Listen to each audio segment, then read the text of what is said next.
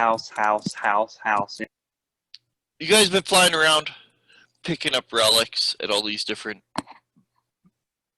burial mounds, Uthgar barbarian burial mounds, where they have buried their ancestors and relics that call back to the time of Uthgar himself.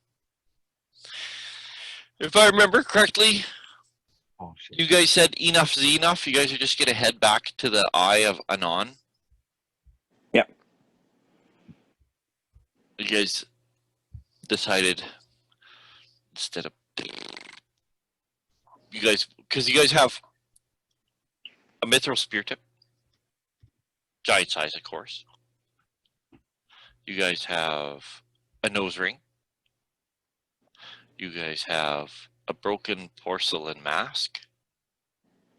There is a piece of a busted shield, and there is a skull with necrotic runes etched into it. Those are the 5 relics which you guys have.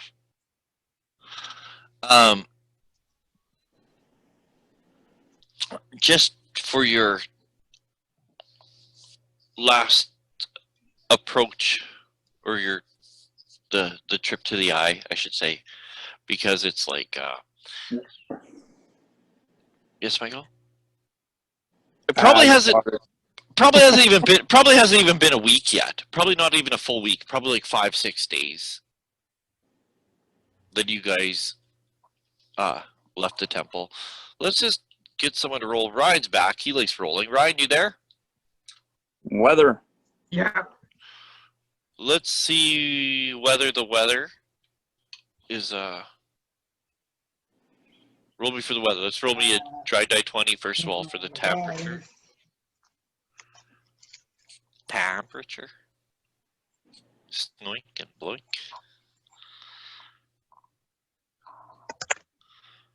16.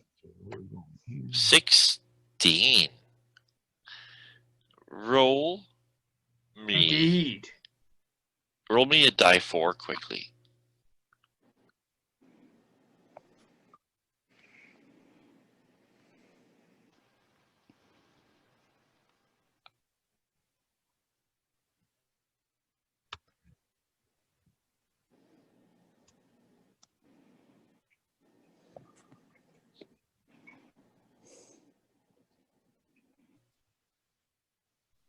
Did you hear me?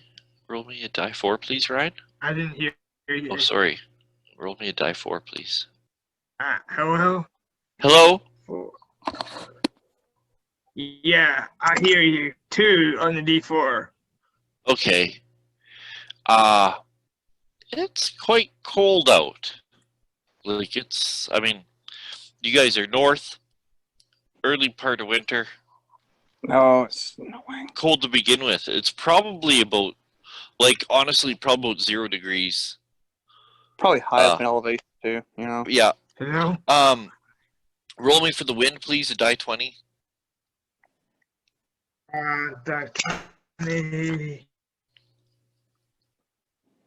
17. You got a light wind. Roll me one more for the snow, please.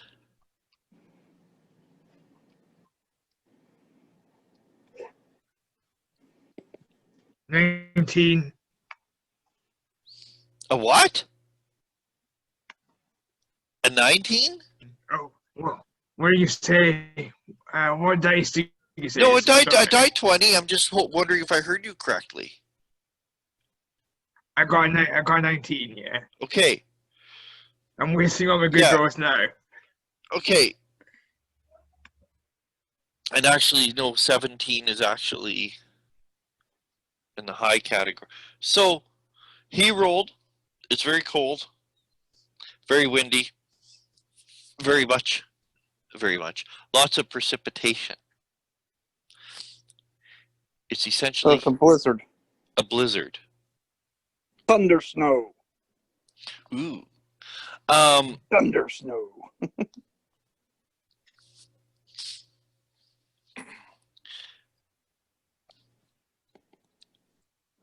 And with the blizzard and the conditions and the wind, you guys are buffeted around so bad you could see that like the cultists are having a hard time navigating, and because of like the blizzard, they're even having a hard time like telling the ground and everything. You Perhaps we guys, should take it down and wait this storm out until Ryan can roll better weather conditions for us. perfect. Perfect. They will do that. They'll bring it down. They'll even use like a sounding rope with a weight so that they don't slam into the ground. They just bring it down wherever you guys are, and you guys are gonna hold out the storm. However long the storm lasts,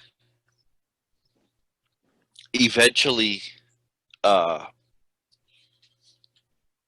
it will break eventually. It adds some time onto your trip, and well, that's really it. If you like, if you guys were in a rush to get there or something like that, you know. Well, we still had the fire elemental trap, so it could be like, Oh yeah. we could huddle around it, keep the snow off. Yeah.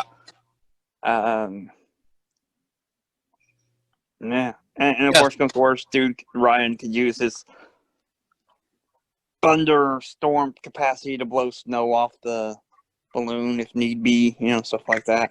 Mm-hmm. Darrell will be muttering. Yeah. What use is it to worship a storm god when you can't have him intercede for you to keep him away from you?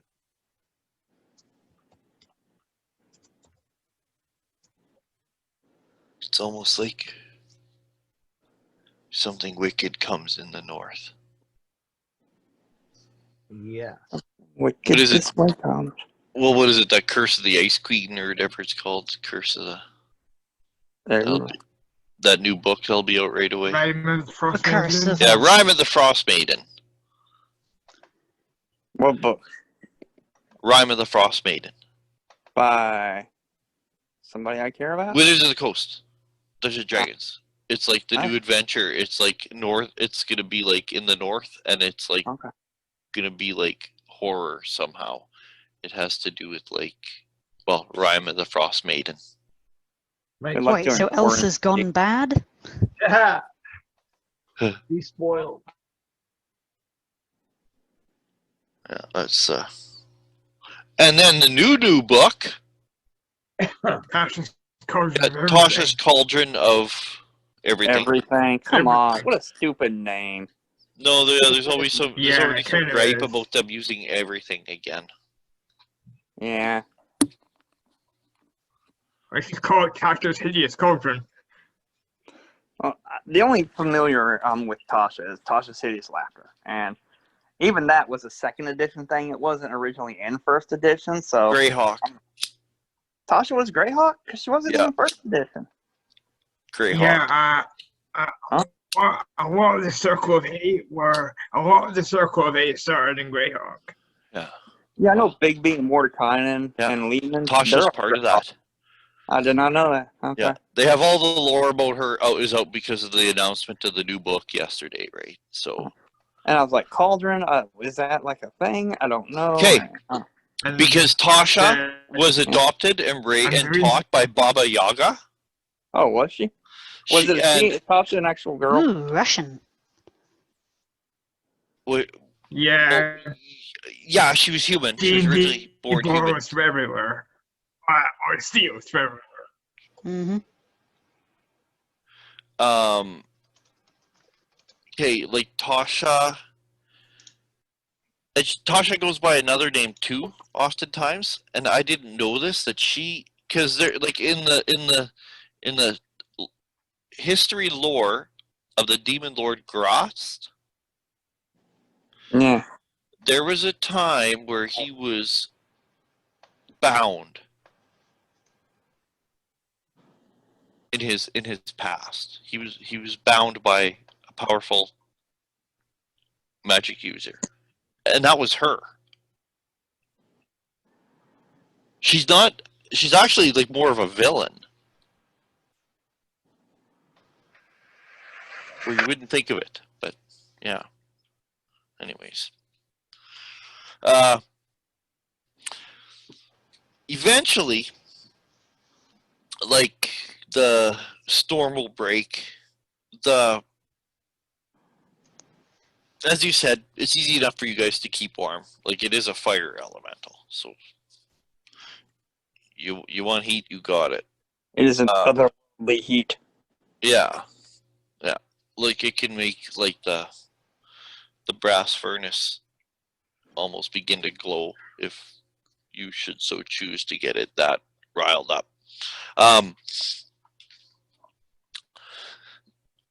Eventually, you guys make your way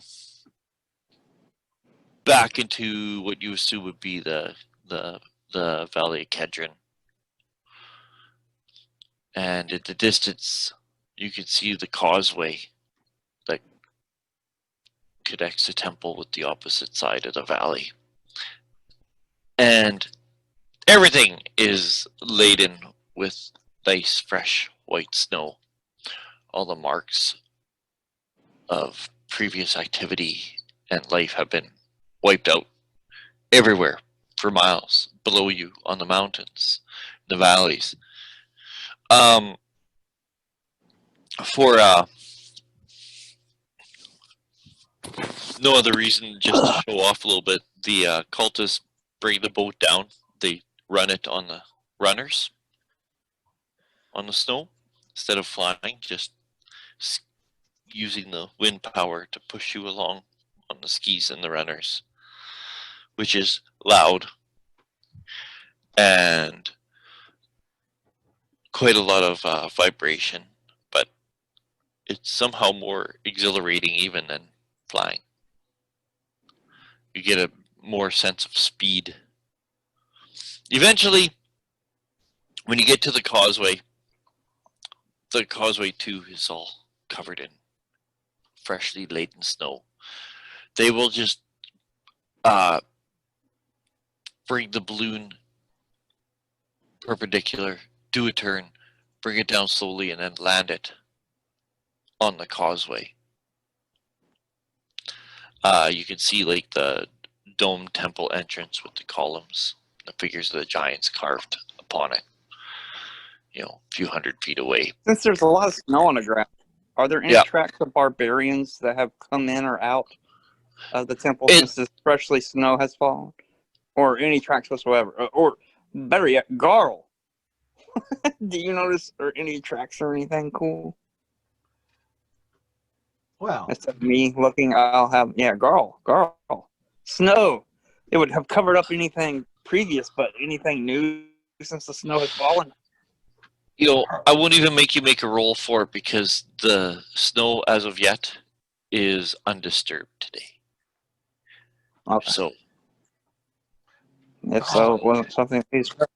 Garl, get out of the ship, go down into the snow, and if the snow is taller than 3 foot, he'll kind of be like brushing it out of there, and then he'll jump up and say, "I don't see nothing under here."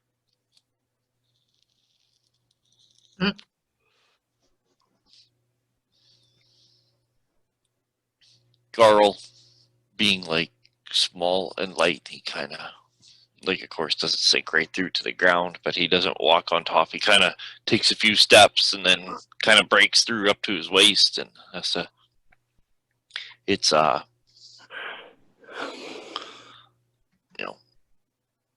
quite snowy. But you guys are kind of like looking at the snow getting the tracks, and you can hear like the bang of the hatch, and some movement from inside the hull of the ship and shouting of orders. You can hear that the cultists are getting the relics out of the hold.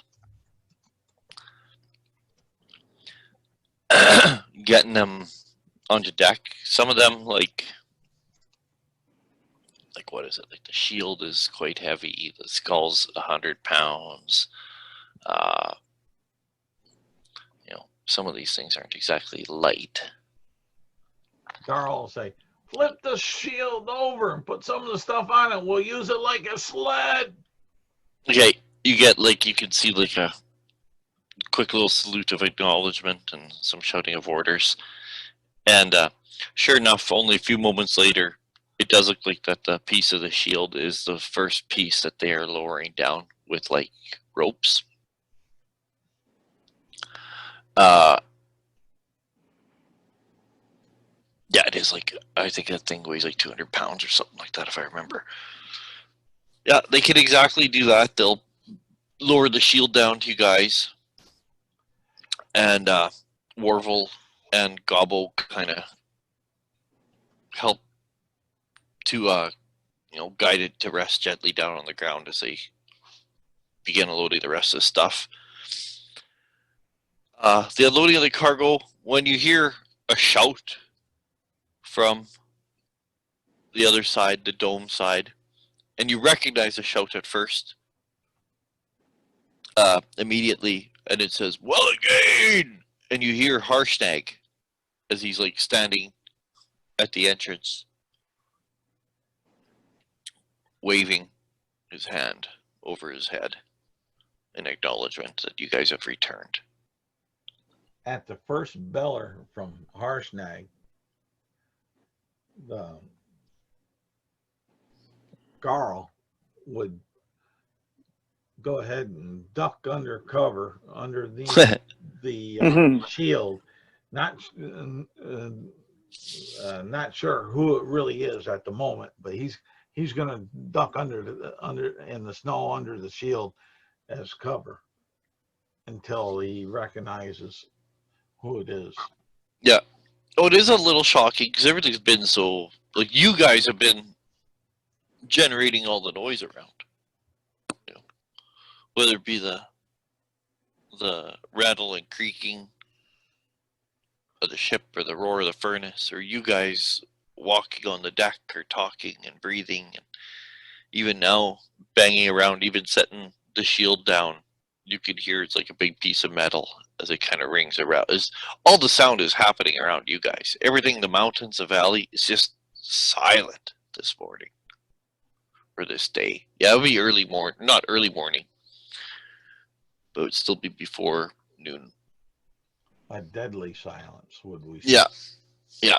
Just way out in the mountains. It's cold. So wildlife isn't even out and about.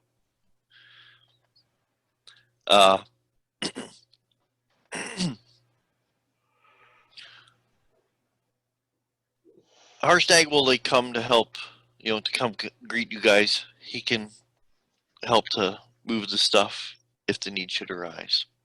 But eventually, you guys get all the relics across the causeway, under the dome, into the entrance. Eventually, the snow peters out. You can see where like Harshnags trampled the snow quite a bit, kicked a lot of the snow away that has blown in to the entrance and down the hallway. He probably makes like daily forays outside. After all, he's just been staying here, so you go under like the big stone slabs in the ceiling for dropping down and securing the entrance. You go into the big long hall room with the tiers, with the 40-foot stairs at the end, the massive doors. You go up the steps. Each step is like 5 feet. So for everyone but Harshnag has to climb up Yeah. each individual step. He uses them as steps. You guys go into the temple with the giant statue of Anon the Allfather in the center, and the 6 statues of the other giant kinds around, each holding a unique weapon. And the blank gray swirling mass of the portal surrounded by runes.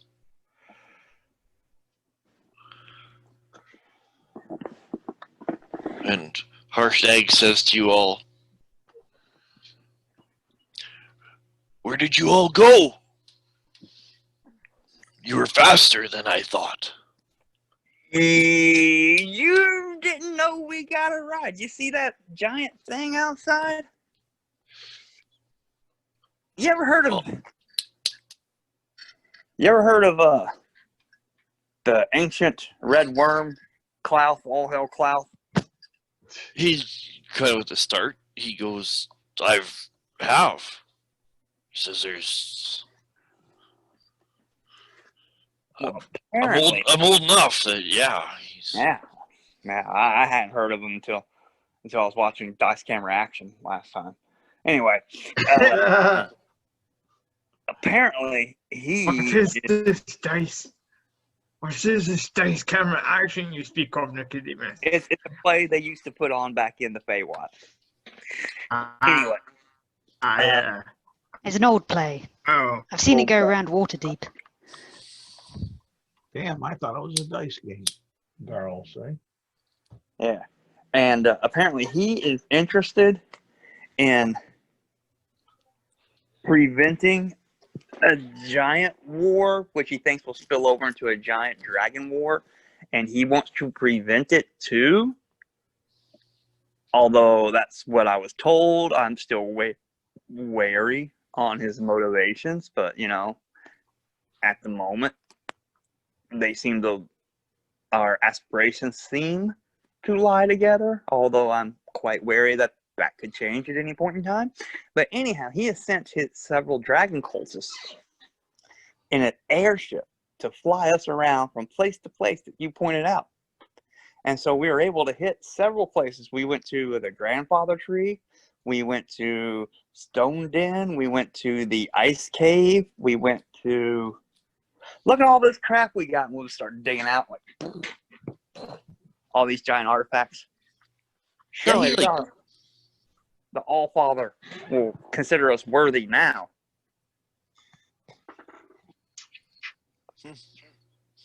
He looks at the stuff kind of handles it too.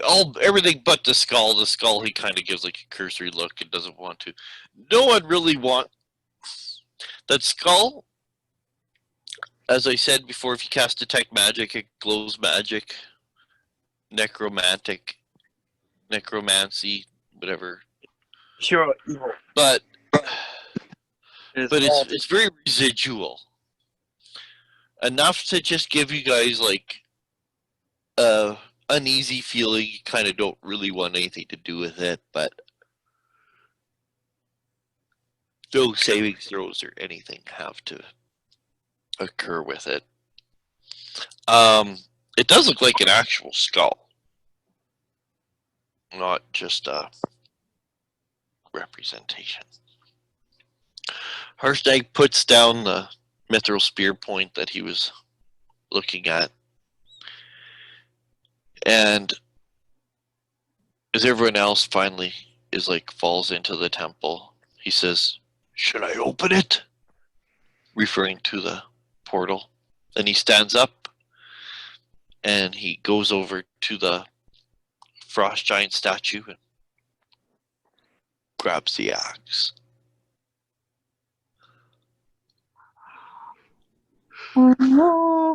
He steps over. By the way, Storm Cleric, pay attention to this storm.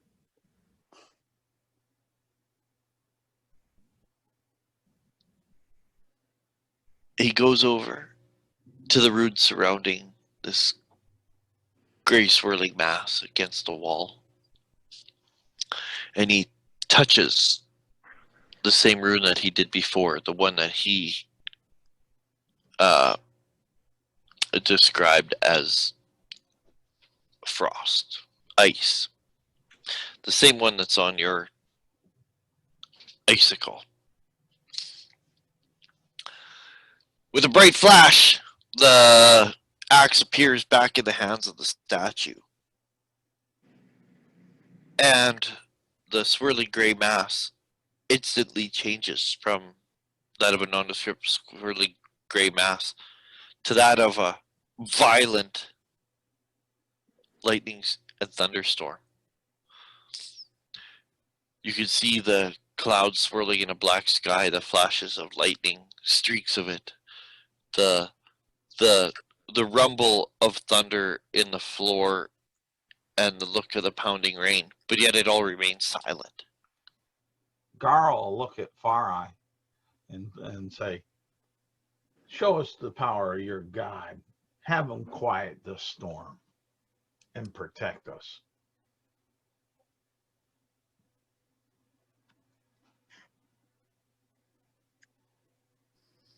All right. Good job. Wow. And He's praying. Oh, okay. as I said, through the storm, you can very vaguely, if you try to see, you can see that there's like a room beyond with statues, that massive room with statues. But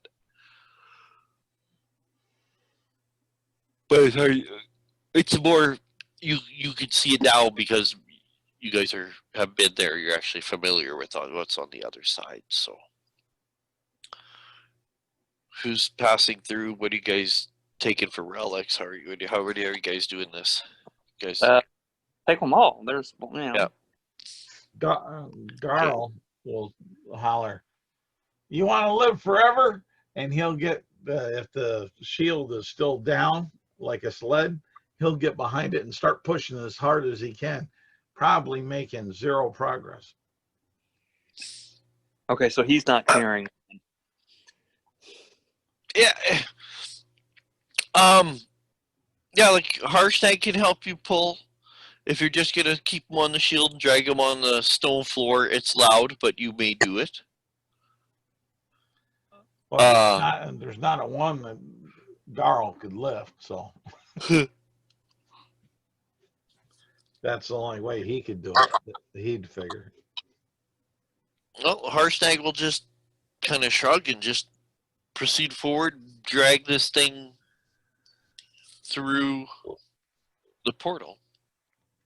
You see him Garl will be disappear into the storm as much as he can. Follow him. And Harshnag and Garl disappear into the storm with the relics.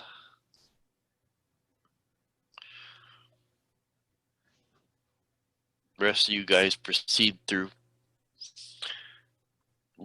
You guys drag them to. You can see where Igeron's body is gone. Yeah, we buried it. Yeah. Well, we gave it funeral rites.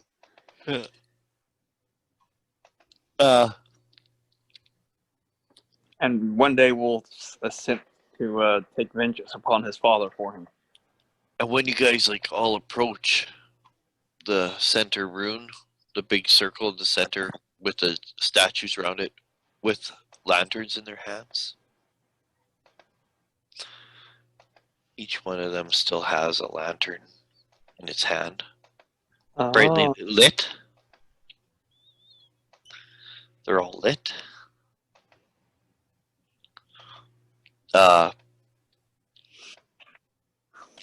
And the blank walls of the room, except for where the portal is behind you.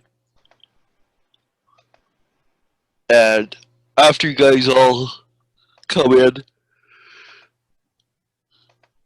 Harshnag drops like the rope or whatever that was attached. He was dragging it by, and you could see that off in the corner, swirl of misty etherealness appears in a thin column. Not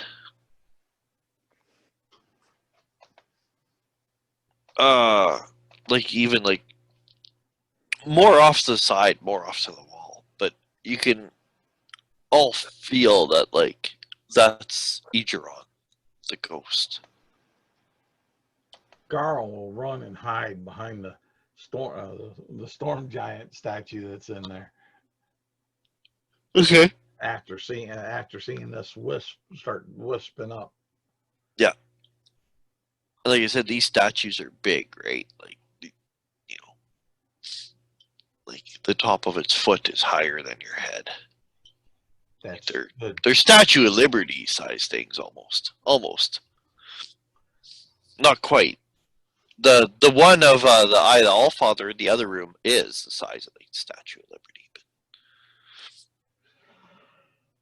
they're big. Like these are supposed to be like awe-inspiring statues to giants, so they're big.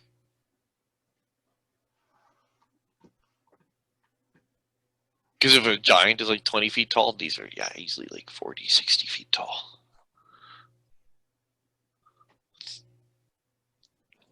Anyways, so what do you guys want to do? Push the... You got the big rune circle and runes in the center. The center rune says Kong. It says something like, ask a question, know the truth, or something like that around it. But Garl is just nothing has been disturbed. You can see where there's like the frost that was in here before has disappeared. Garl's going to keep an eye on this wisp while he's hiding behind the storm giant statue. Okay. The ghost kind of lurks about, but it doesn't directly interject itself or do anything. It's almost just observing. You get the sense, but Huh.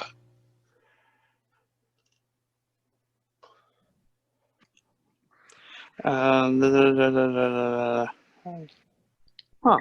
don't know. Watch. Surely we should push the relics into the circle. I mean, last time someone went into the circle, we were able to speak.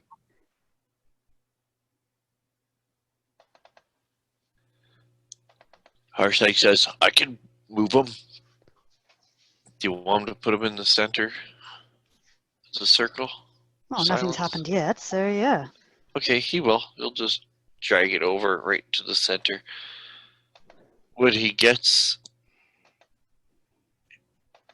pushes it in and he steps out of the circle, you can see bright flashlight. There's a skull. Disappears a bright, brilliant flashlight. You think, oh, is something gonna happen? But then the mithril spear tip disappears too. The mask. We're screwed, fellas. Someone's stealing our stuff. Each one disappears in a bright, brilliant flashlight, leaving nothing behind. Well, that's not good. But a vibration in your feet, in the floor, and you're kind of like, and you kind of look around and you notice that the blank walls behind you or around you, the walls that were blank, now 3 of those walls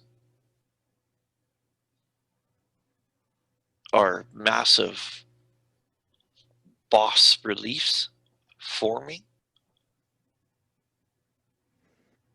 You see a big circular room, and if you broke it up into like different panels, 3 of those panels are forming into bas reliefs. And it happens quite quickly. It's almost like they rise out of the surface of water, but it's the flat stone itself begins to ripple and flow and form into these bas reliefs of a stone giant that is morbidly obese. Okay. Like take like one of those documentaries on like TLC where like someone weighs like 650 pounds, right? They gotta lose weight to go for a belly surgery, like the lap, the surgery, and they gotta lose like 300 pounds before they go for surgery, or 200 pounds before they go for I'm talking like that, like morbidly obese, but on a hill giant level. So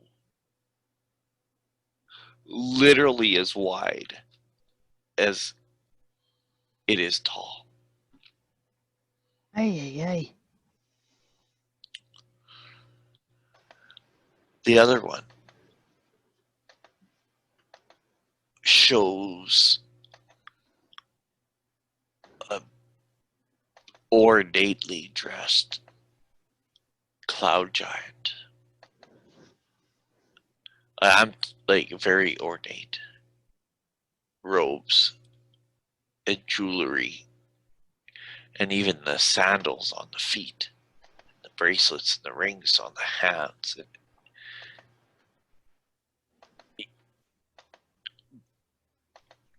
And like the other cloud giants you've seen, it wears a smooth ceramic mask with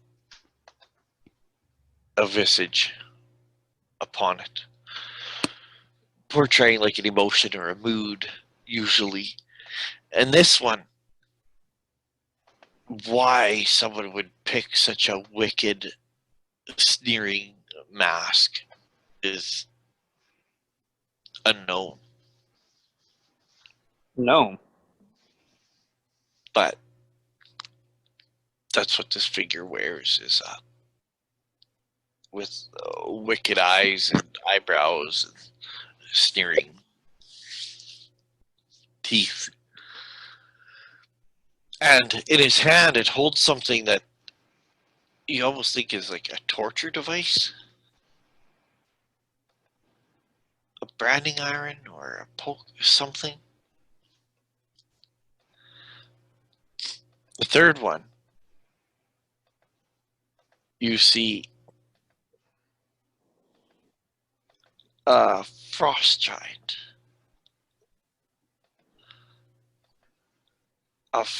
But of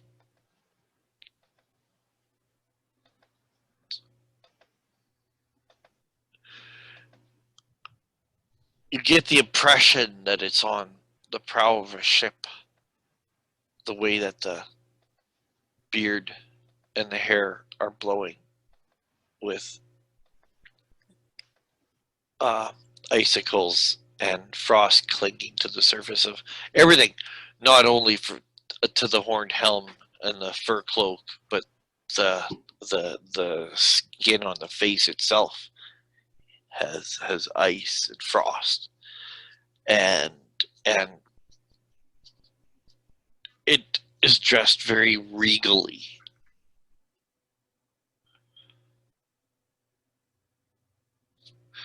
And when they finish forming, again, that vibration in the stone goes away, and the temple becomes still. And there you stand with the 3 bas reliefs, the 6 statues, the symbol, and the... Alright, so we get to choose which one? Like choose your opponent, choose your foe? I just say that out loud. Like yelling up into the darkness, into You the, don't... like, where are you standing when you say that? wherever the I was form of standing. your destroyer. We're all gonna die. Yeah. I- Wherever I was standing, so I wouldn't move or anything. I'd just be standing outside the circle, like watching all this off to some side somewhere, and I'd yell that real loud. You just Echo. hear your voice echo off the Yeah. stone chamber. Uh-huh. I mean, like, I don't know about you fellas, but if that is what it is, I still would go for the fat guy. At least he'd be easier to run down, right? In a tight space. He'd just have to sit down and squash us. Do we each have to fight one-on-one? Is there even a fight involved?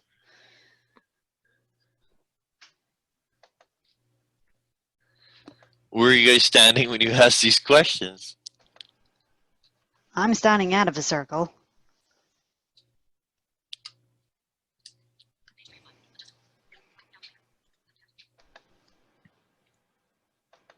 Oh, shoot. I was muted. Garl's hiding behind the storm giant. Yeah.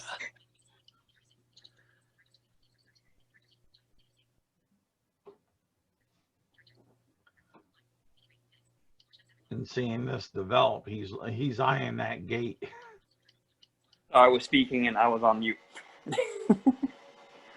So like last time, I think in order for Adon the Allfather to speak to us, we're going to have to stand in the middle of that circle. So we got 5 questions, I'm assuming. The lights, right? Yeah. So what, fellas, let's hunker down. Everybody, let's gather up. I'm assuming, Gall, you can hear us wherever the hell you're hitting at, right? Yep. All right. So I got your backs, he'll say. coming echoing throughout the room. He's around here somewhere. So what are we asking? And all right, let's take a vote. Which one do you want? I already voted. I want to try to, if we get to choose our target, I choose the big fat guy. What do you say there, Far Eye?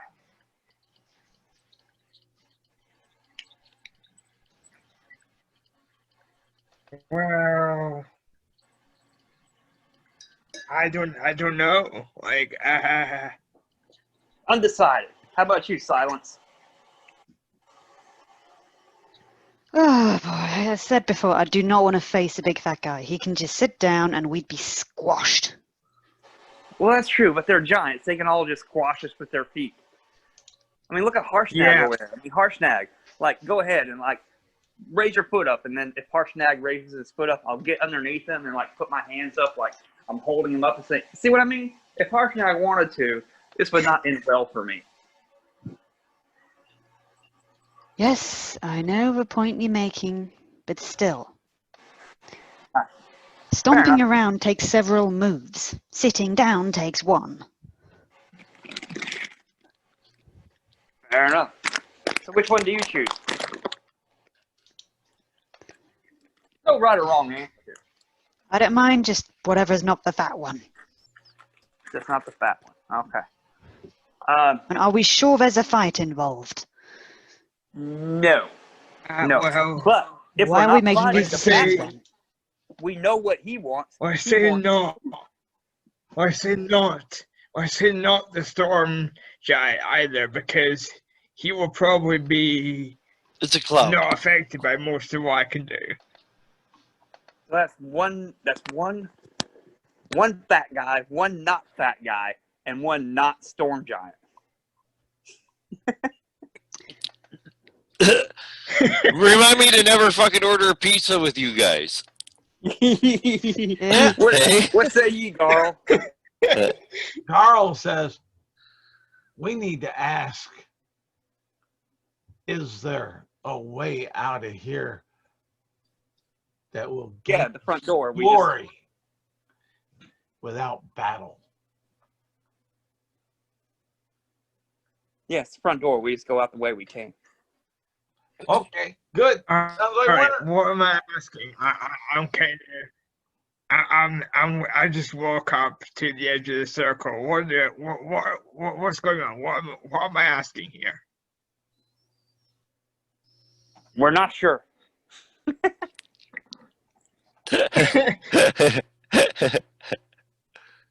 So what do What we would you want? like? What do we want out of this? March Marshall, go. Have a vote. Which one do you vote for? That we, if we get to choose our destroyer, which one do you suggest we choose? The evil-looking gnome. The gnome wearing one? I'm okay with the gnome wearing one. He looks mean. I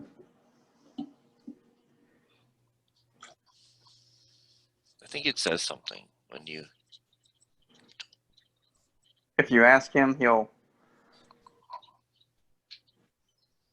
I'm assuming he doesn't want us to. So, if anything, he's probably not a frost giant, simply because he doesn't necessarily want us to kill frost giants. Makes reasonable sense. You have done. You will hear echoing. This is like shortly after the relics disappear and the boss release appear, I should say. You hear this in giant speak. I'll translate.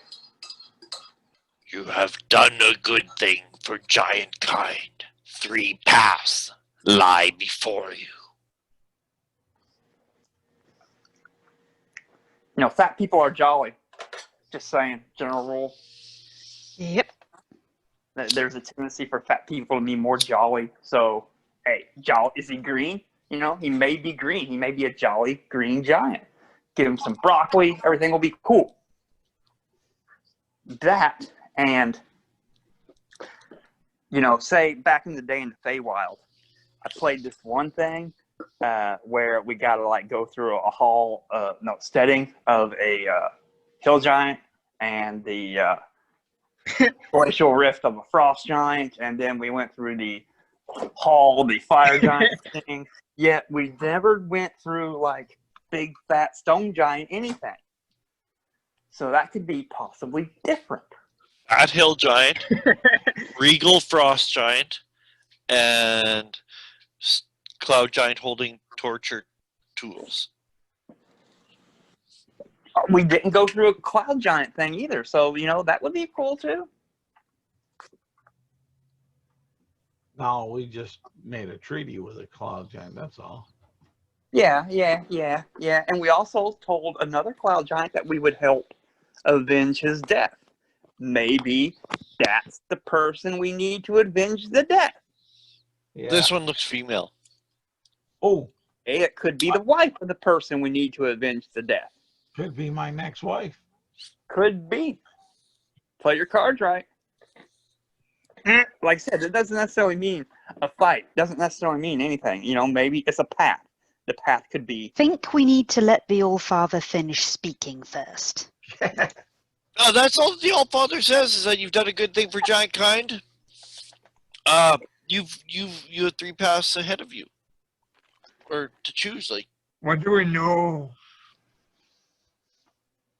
What are our paths? We're looking right at them. Cloud, great big stone. All right, Crowd. What was the other one? hill, obese hill giant, go. regal frost giant. Oh, it's a hill giant that's obese? Yeah, Oh, no. I obese thought hill stone giant. No, obese Alright. hill giant. Full Regal. intelligence doesn't know that. I'm really upset because like there's only you guys went to like whatever 5 mounds or something like that. Yep. Yeah. There's still like there was like 3 mounds, and well, 2 of them are like giants that aren't represented yet, right? Like, you know what I mean? Like, there was still like fire giant relics, there's still stone giant relics. But anyways, I'm just saying. I was just like, why would they like cluster them like that? Yeah. Oh, yeah. You know.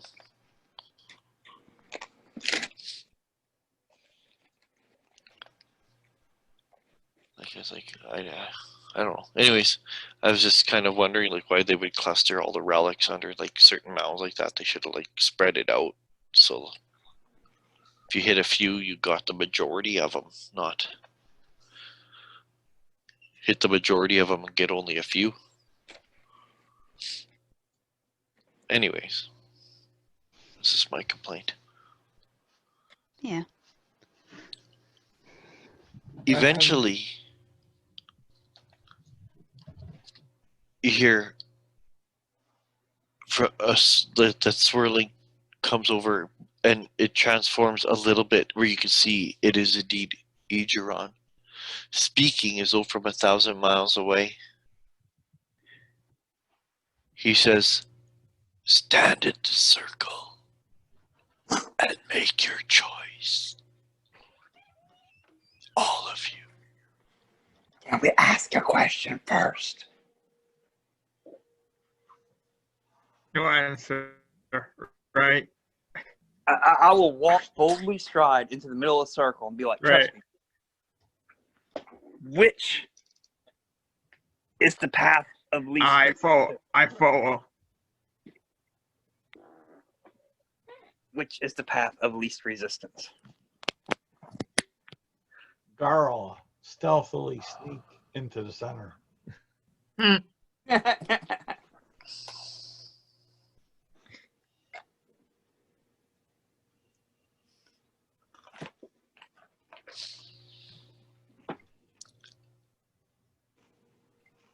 Okay, I'm taking that as like which encounter be easiest to go through. I don't really know. I That haven't. wouldn't be that fun if it's. I haven't really like compared them that way Uh-huh. in my mind. It's not a very fun way of comparing them anyway. Well, and the thing is, like, I only have like a brief understanding of each of those chapters because I wasn't gonna study all the. Do you know what I mean? Bad Yeah. question. Like, well, not really, but they will all have their challenges, right? Like, I can't. Carl will say, "Let's go see It's my new wife." skill.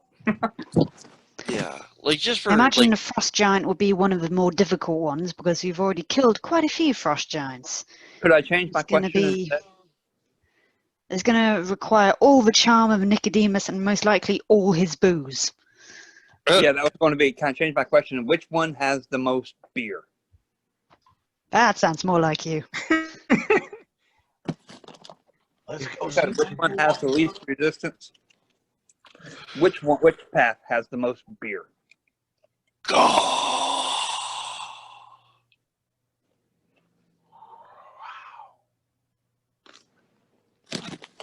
Did you hear that? Holy crap. Did you understand? God? Gaw. The big fat. G-A. Gar. Gah. Why do big- I get the feeling it's the fat one? Yeah. It Heard- is. We've You heard guys that have, before. well, you haven't guys we? have heard of Gaw. We've heard that before, haven't we? You Hoorah! guys have heard. You guys have heard of Gaw, and you guys have heard of Lord Storvald, the Frost one. Those are like really the only two that you guys have had any. What about Well, the cute? Voting for the big fat. Then. Pardon me, Charles. What about the cute cloud giant? Garl will say, she'd make a fine second wife. Countess Sanjari.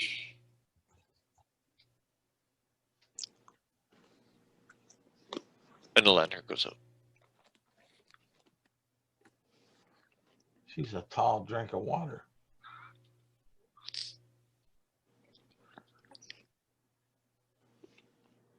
Storm giants would be hot because they look like humans. Even cloud giants look odd. They have tusks. Yeah, but better to scratch your back with. But they wear the masks. They have this weird social thing about masks. It's social, not political with them. And the last storm giants we saw did not like the look of us. Well, last storm giantess. She was just hiding her desires from me. You guys are just below her. And this is a countess we're talking about. We're definitely going to be below her. Well, you girl, in one sense. Technically speaking, the ordering isn't in place right now, so when it comes back, we could be above them.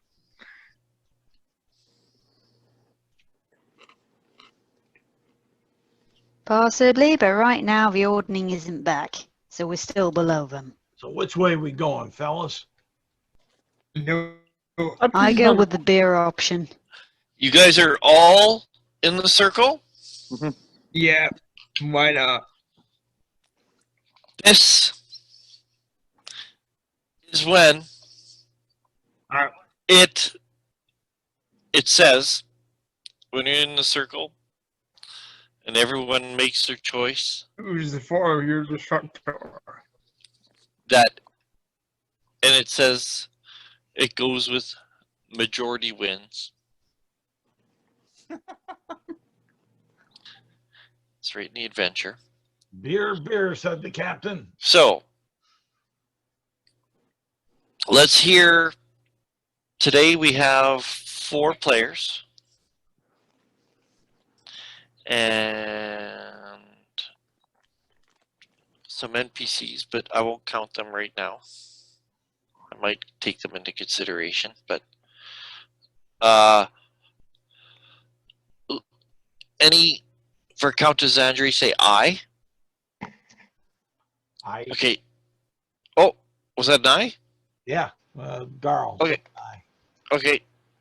Now, for it's gonna be between Storvald and Gaw, the fat hill giant, and the regal frost giant. So, who do you vote for, Kath? Me? Oh, I vote for Gar. Okay, and Nicodemus? Beer, Gaw. Okay, Brian, it doesn't matter. We're already going Gaw. It's already 2 against whatever. Yeah, I know. I was gonna vote for the storm guy, but all right. If he goes for the Countess, it could be true. I mean the frost giant rather. Yeah, Storvald. Yeah. Yeah. I have to admit, they're the 2 storylines I'm most familiar with. And then it would probably be, what's his name? Lord Zaltos or whatever. The fire giant one. That's a pretty good one, too. But So what do we have to do? Do we have to fight him? What Well, do we do? you're in the circle.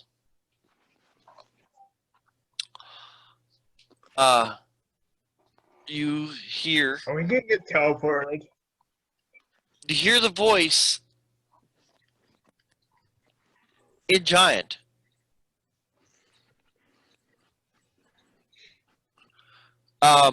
In giant, but yet somehow you all understand it.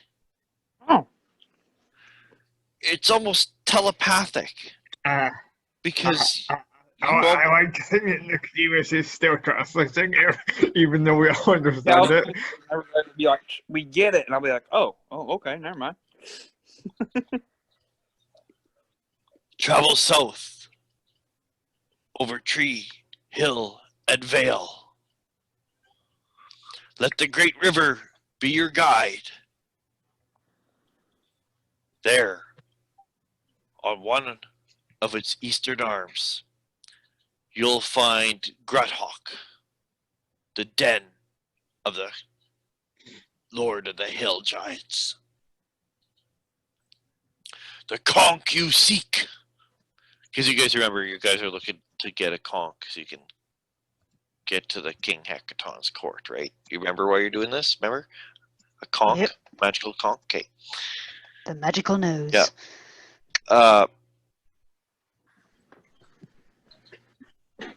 The conch you seek is kept close to her. And you guys get like it's like you've been there. I don't know how to describe it. We have an One of- intrinsic where it is. Yeah, each one of you individually knows exactly where it is. Okay. You can totally visualize the route to take to it. It is southeast. When you guys were in Golden Fields, right? That agricultural walled, big walled town where you guys basically left to. Yep. Where our Okay. wagon is. Yes, where your wagon is. With our It is. stuff. It's northeast from there, across the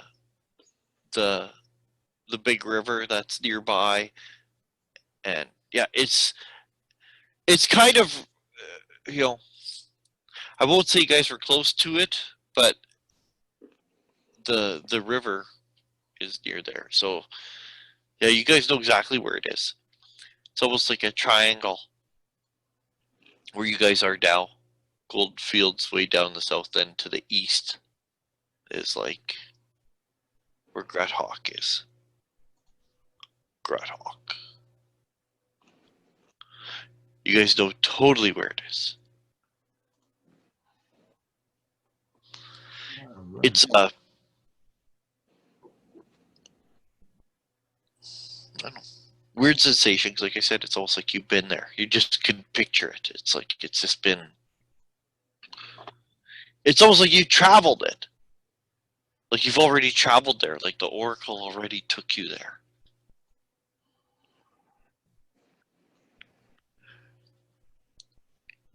Anything else you want to do here in the temple? Any more questions?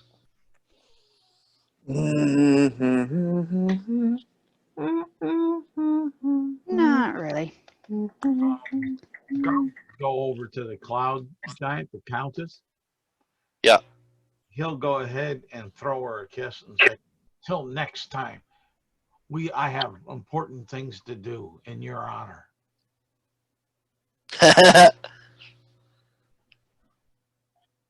Anytime.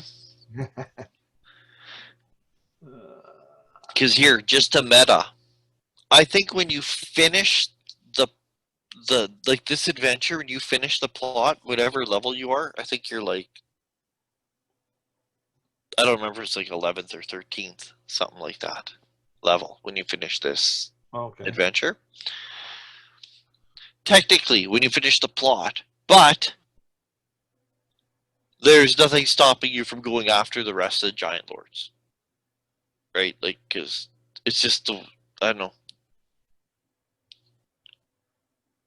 The adventure is very sandboxy, right? So you could you could milk it to like 15th level just by going after Giant Lords and such. So, although you guys have chosen Gaw, you can go after any of the ones you want afterwards. That's what all I'm saying. After we get Gaw, maybe we could go for the Cloud Giant mistress. See if we can connive her into some sort of marriage arrangement. Yeah. I think Garl would like that very much. With the biggest Mormon guy over here. I didn't know Mormons were gnomes. And then you guys are also said you guys would take care of the Cloud Giant that is Egeron's father. Yeah. And oh yeah, that's cool. That's so cool. So if you guys have, nothing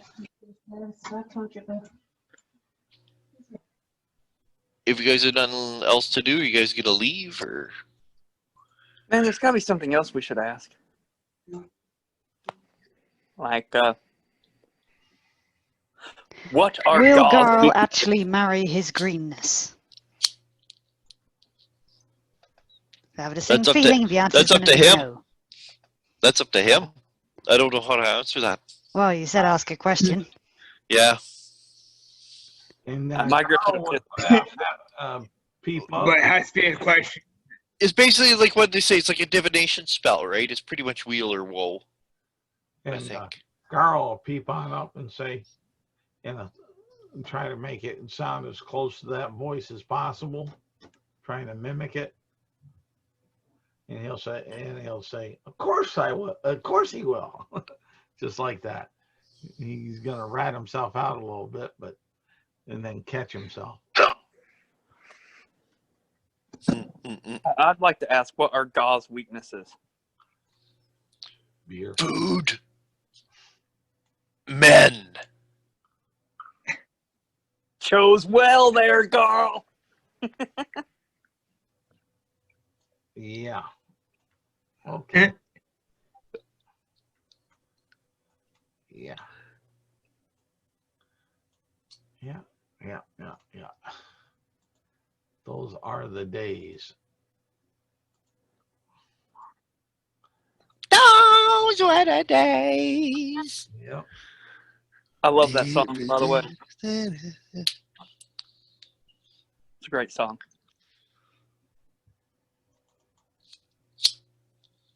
And the fact that off-key caterwauling is what made it even better.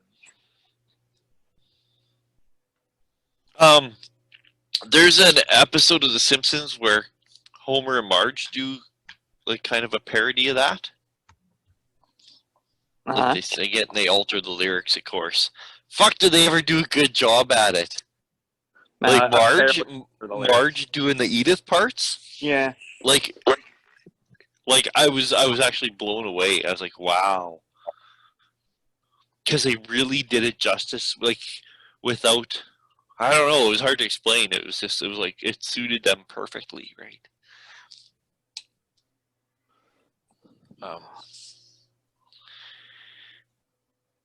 Yeah, ask away, whatever you guys want to do.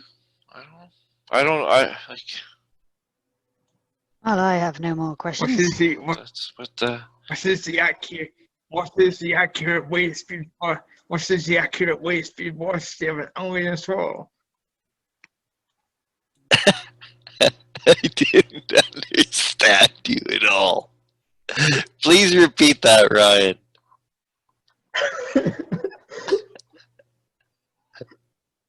What is the accurate weight speed velocity of an alien soul? What, African or European? Oh. Python reference. Yeah, okay. No wonder why you're laughing when you're telling me. Okay, yeah. Yeah, sorry. I don't know, African or European. I don't know that. Swallows are non-migratory.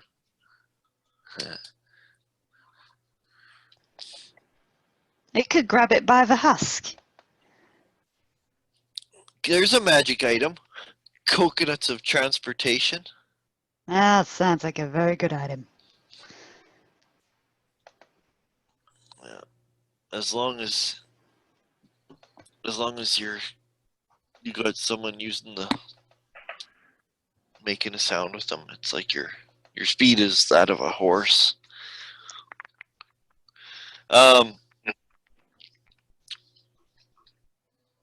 Yeah, so I don't know. If you guys got nothing to say, then tell me what you're doing. Like, Let's go back outside and get on the transport. Are you coming with us, Harshnag? I don't think Harshnag can fit on a transport. he shrugs. He's like, I don't know. He's like, I don't know if I can fit on that contraption. But One way to find out. all right, sure. Good treat. He's an adventurer. He'll try. You guys walk through the portal. You walk through, like I said, it looks like a storm. And even when you pass, and although you pass through it for only a moment, Ryan, it feels like you could get lost as you step through this portal.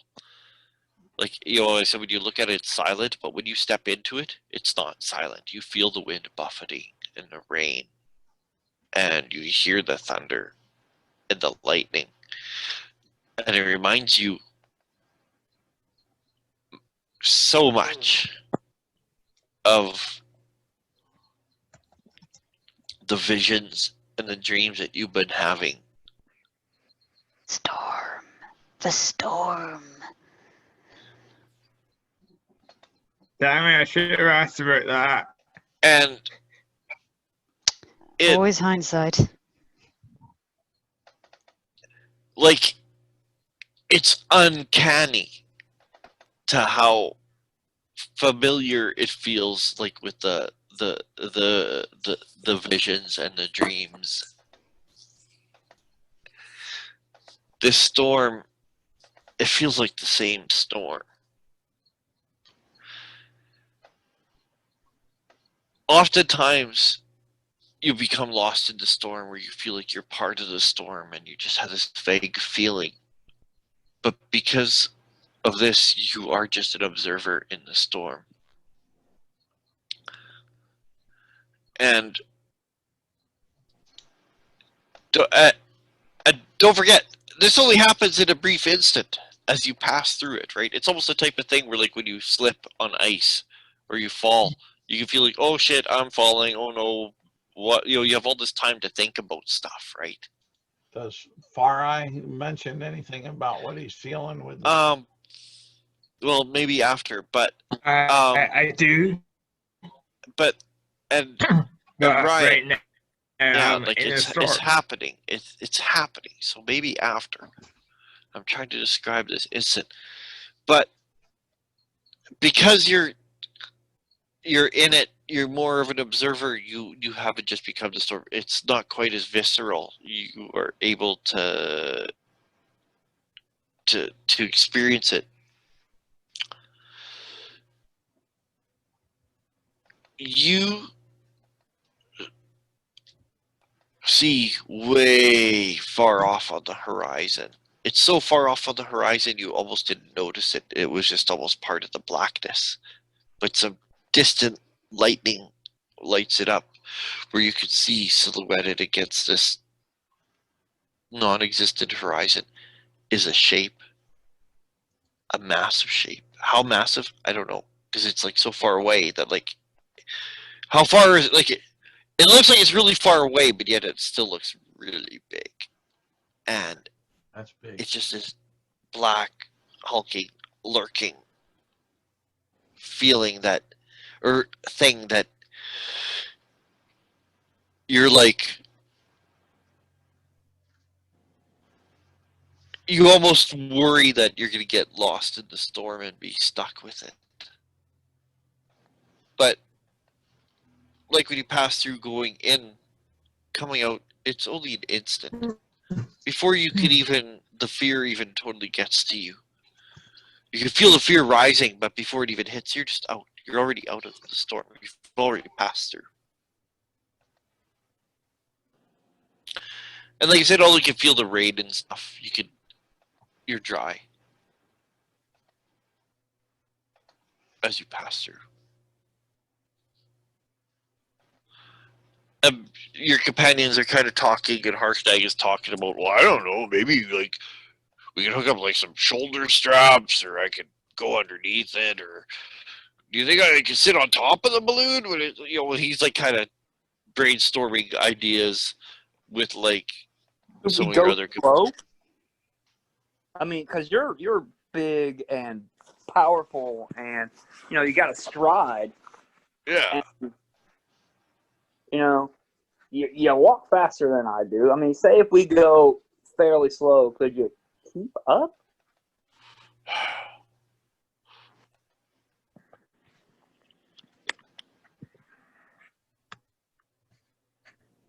If you guys went slow, yeah. Because what's the giant speed? Like 50? 40, I think. 40? Yeah, ours is So 30. But also, you gotta think, like, his con, his stride. No, but yeah, no, I was gonna say, because like, if it's 40, that's half your guy's speed. Yeah. And yeah, like as far as like terrain and snow, that shit doesn't slow him down. No. Yeah. He doesn't. Ooh, there's a ravine. Yeah. No, yeah. Garl will say, what if we give him a rope, have him stand heavy on rope. the shield, and we tow him behind us? A swing. Put a swing underneath. And that way he can do what I heard they do down in the southern, Manufacture a swing that will hold him. that surf, a thing called surfing. We'll just make it on land and snow. Can we manufacture a swing that will hold him?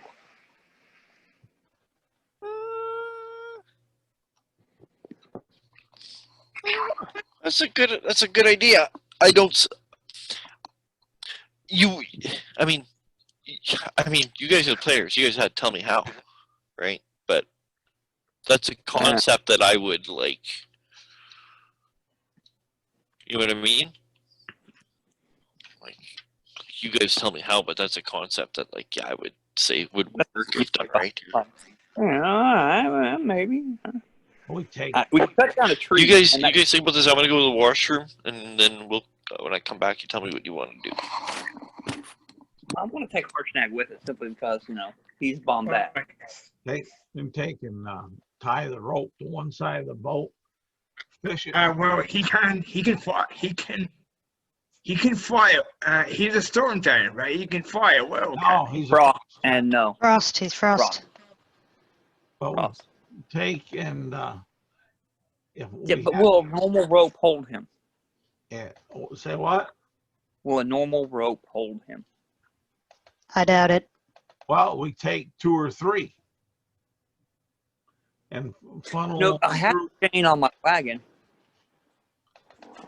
and funnel it through the shield arm braces, and have them sit on the shield and tie the other end up on the other side of the other end up on the other side of the boat. He could easily chop down some trees with that axe, right?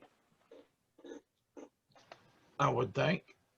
And so instead of like a rope, we could go with we just then need to nail or somehow combine the trees together into a, instead of a rope swing, a wood swing, a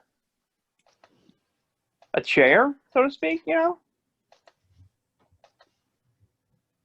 How would a chair help? Well, we attach the trees, and we can even use his axe to maybe log them in a manner to,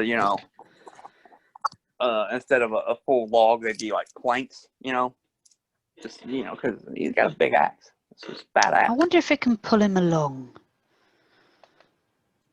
Then we attach that to the boat underneath it, on either Yeah, so side. instead of making a swing, we make a sledge and pull it along. Okay. It means it won't have to carry the weight of him completely, it just needs to be able to pull him. Well, I think the boat, the boat itself can carry his weight. Sort of. Have we asked our esteemed friends that? No, we didn't even ask if they'd be amenable to They obey our orders if they know what's good for them. All hell cloud. it.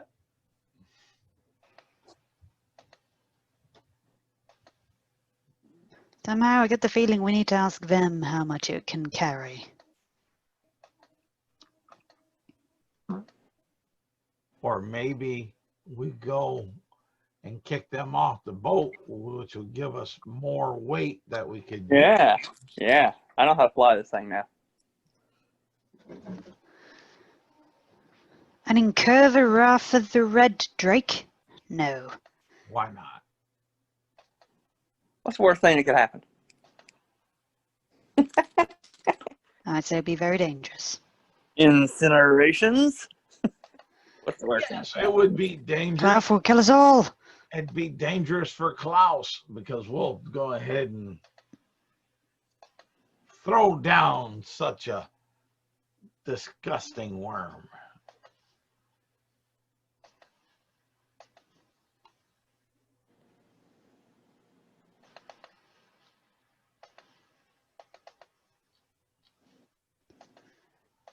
All hail the Countess.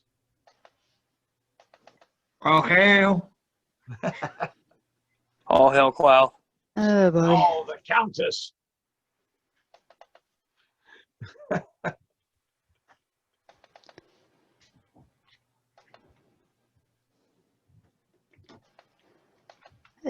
boy. What does your deity do for us, or for you? I know he don't do nothing for me, but he'll be asking. I see these storms and things, and we still get pelted. Does he not want to protect a mouthpiece of his, aka you, his wandering evangelist? There is more than one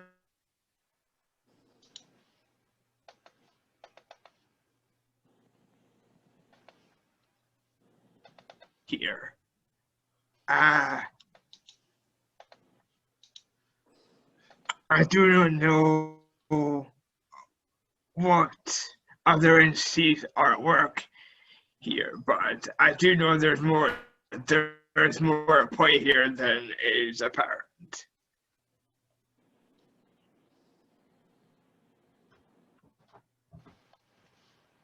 Oh, definitely. How many big trees we see around here? I'm assuming there's lots of pines. It's like a mountain, forest. Hello. And how many Hello. of the dragon cult are there on board? There are 8. 8. Hey, I think Yep. I think it's time. And they're like double bunked.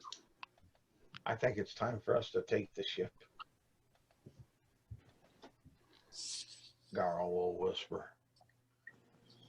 That way, our friend, not Far Eye, she's not a friend. Harshnag. Harshnag can join us. Far Eye's just that wandering mouthpiece of the storm.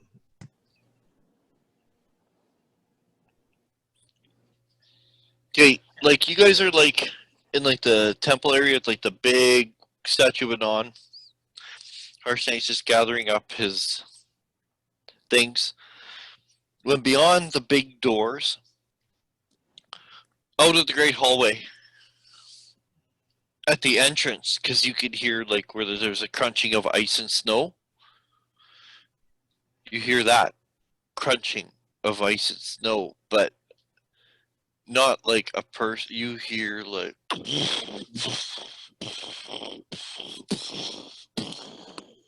Oh dear.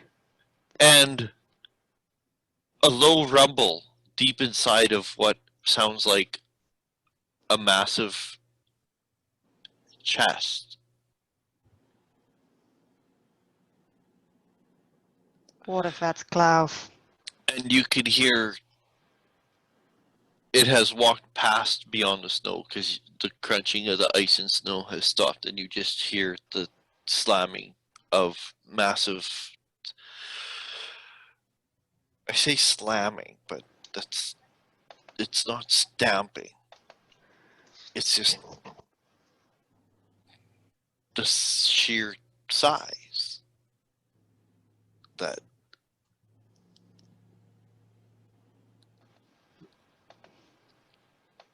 The crunching of the frozen snow and stuff yeah. beneath its talon feet.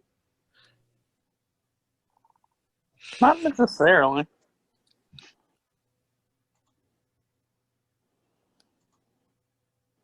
I'm just worried, what on earth is it?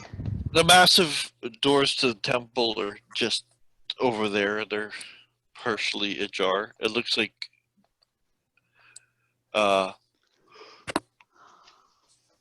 if anyone wants to look, they can. Oh boy, we're gonna have to look. Yeah, alright, let's do it. I'll touch myself as I'm going out to give myself advantage on stealth, Mm-hmm. and I'll sneak out as possible. Okay, Nicodemus, you go and you peek out, and you can see that just entering that big, massive hall. So it's still like, however, I think it's about 200 feet. Everything's fucking huge. Yeah, like cause you look out the door and you can see there's like the big stairs where you guys fought the barbarians and stuff like that, and then down in the big hall. Way down across the entrance, you can see just entering the entrance, Michael. Uh-huh. You can see a gargantuan dragon with scales that go from azure to navy Yeah. to seeming almost black. That doesn't look very fiery.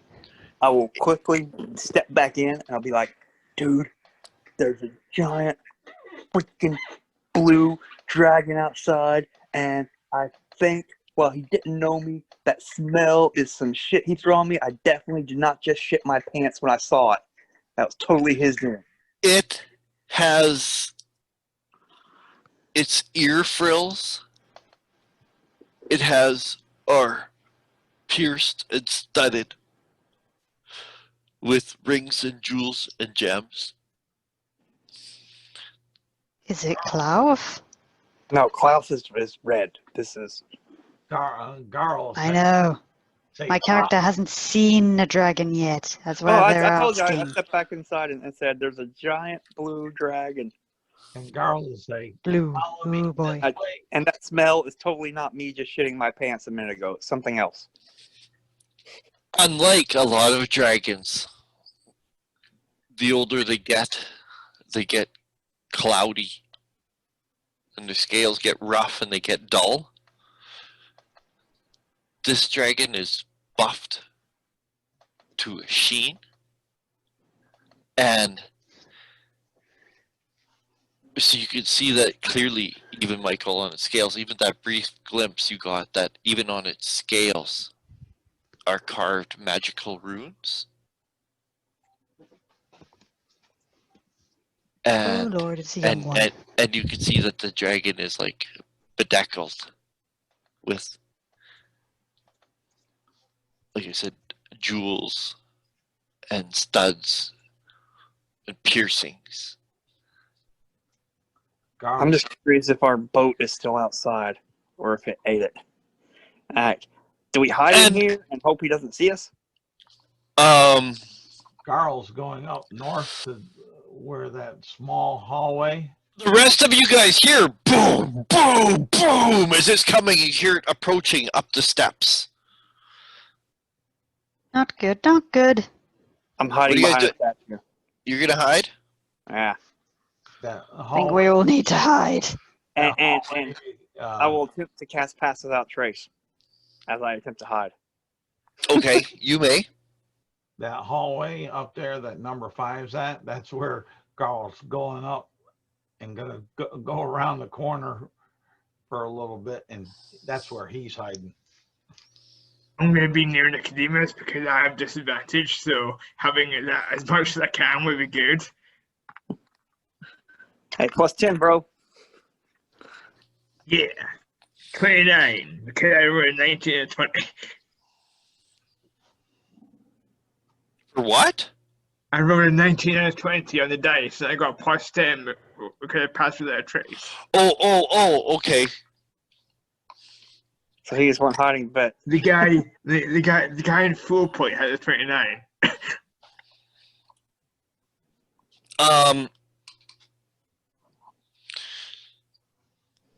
So you guys scatter and hide.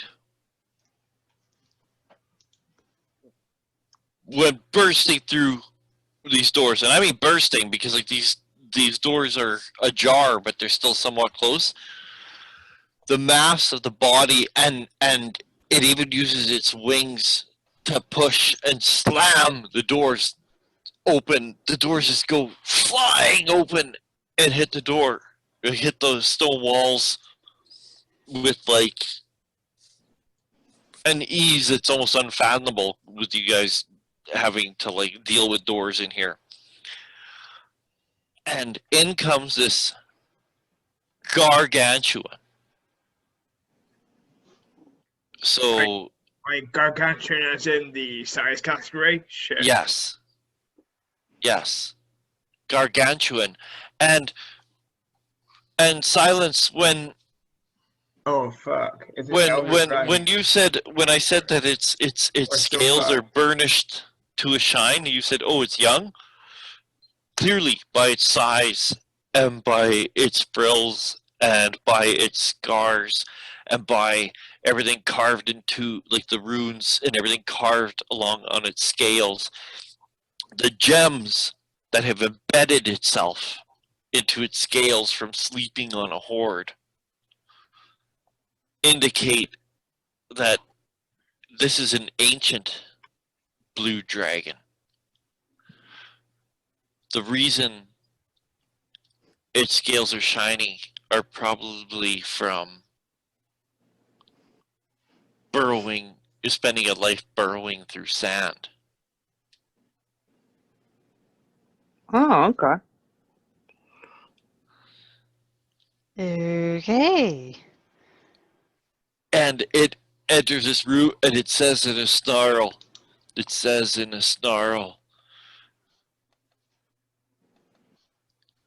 who are you?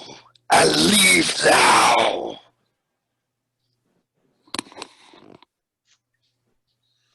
Peace. By your leave, my greatness.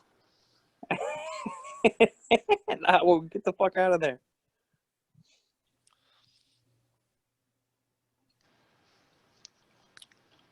Carl moves further down the hallway. Yeah.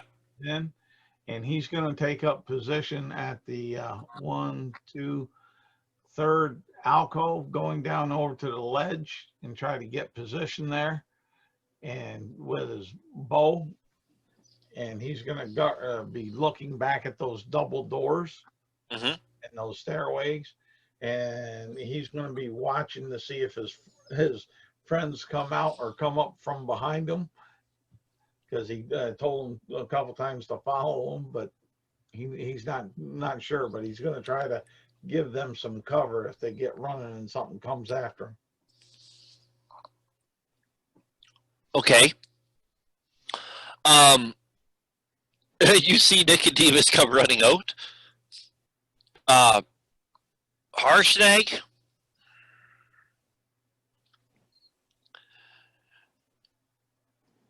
Well, it's hard for him to hide.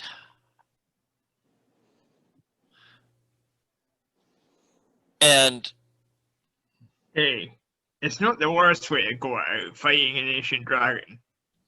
And the way the dragon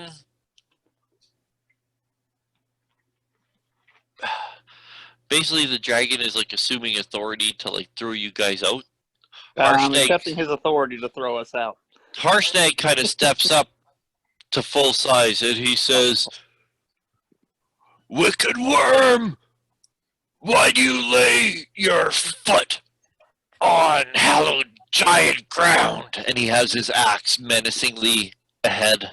Like, Oh shit! That's my boy. That's my boy. Oh Lord. Oh shit! We're doing this. Roll but initiative her attention, just her head looks at him, like is on him. So if you guys want to run, is all I'm saying. I will back out of the room as she's like, all right, I'm going out, and then as Harshnag tanks, I will like stop and like midair, 1 foot in a ride like I'm a cartoon character. Mm-hmm. My ears will perk up, and I'll be slowly turn around the look. So The look of fear and horror on my face, and I'm shaking my head. I'm kind of wondering what the charisma on an ancient dragon is, because I might just banish her and then run. You can see that they were hard to notice, but like they're they are in behind her, because they're only medium sized, there's also 2 gargoyles. Oh, Only, she brought only minions. medium sized, so they were like, they're kind of hard to see. They brought minions. Good. And you guys ever seen how a bat walks? How they fold their wings and walk on their wings, right? Yeah. Yeah. That's how these gargoyles are moving. No, it's not just a fucking dragon. Minions. I thought I heard someone cracking up. Yeah, it's not just a dragon. Makes me wonder what happened to our friends outside. whatever the dragon wanted to happen to him. I really hope we didn't manage to get out there and discover our ride's just been turned to a crisp. Carl will holler in, "Rally! Rally, my good goblins! Protect my priest!" Gobbo's probably halfway out by now. Oh, Gobbo, yeah, Gobbo and Warvel, yeah, are like beating feet, yeah. Nah. They're ankling. Gobbo's pulling a goblin. you- Fuck this, I'm out. Yeah. Peace out. What do you guys think? What do you guys think? We could go out fighting this thing. Wouldn't be the worst death. Ah, boy, there must be some sort of way out of here, otherwise it wouldn't be in the adventure. No, not really. Yeah, Like, called run. If we just run and leave Harshnag, there But you why go. leave Yeah, Harshnag? but- He's our friend. but He's then- done so much for us. okay, And Harshnag's you don't not. have. You can But die. Harshnag's not. Harshnag's not gonna run. If we run, we lose him. Yeah. And so, yeah, I was beating feet, and Harshnag spoke up, and I'm like, oh, come on, Harshnag. Okay. All right. Can you hear? Well, I'm not leaving Harshnag be. I'm Yeah, not leaving him. Maybe they can work out something amicably. Maybe Hopefully. Aiden Allfather will intervene. You know, I mean, there's this is his possibility. temple. Yeah. I know that. I know that it's a bit early, but can I try divine intervention? You need to be 10th level. I No, know. if you're gonna no. If you're gonna do anything like that, Well- we are gonna have to like roll initiative or something. But you hear Garl out there yelling, "Rally! Rally!" Well, we're still hidden. Until We're and still so- hidden just now, right? So even if we roll initiative, we don't have to engage. I'm holding to see if they can work this out amicably. They're Let's not not going force to. an engagement. They're not going to. You can tell that. It is obvious this we are rolling initiative. This is coming down. Yeah, All right. Harshnag and this blue dragon are Not going to be able to sort this shit out. Yeah, it's gonna. Look Okay, at- that's a 14. That's a 14.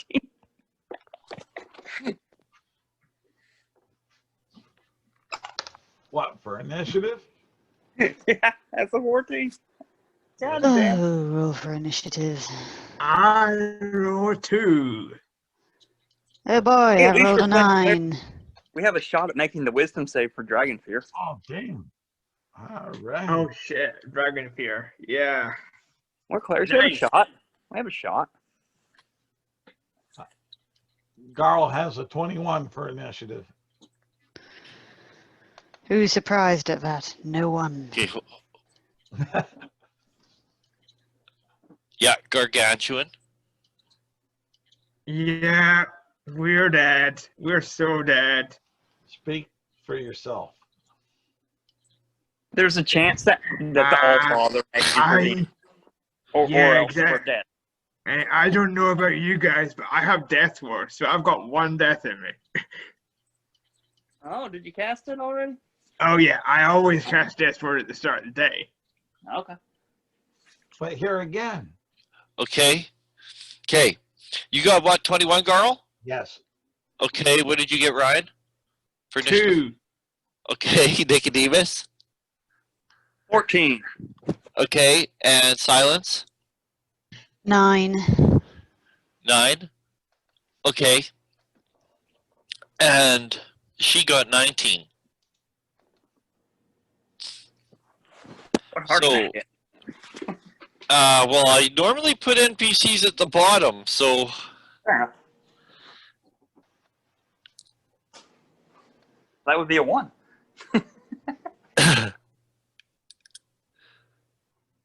so Garl? Carl will ready his action to let loose using his sharpshooter to maximize as soon as his compadres are And you out. may want a bonus action.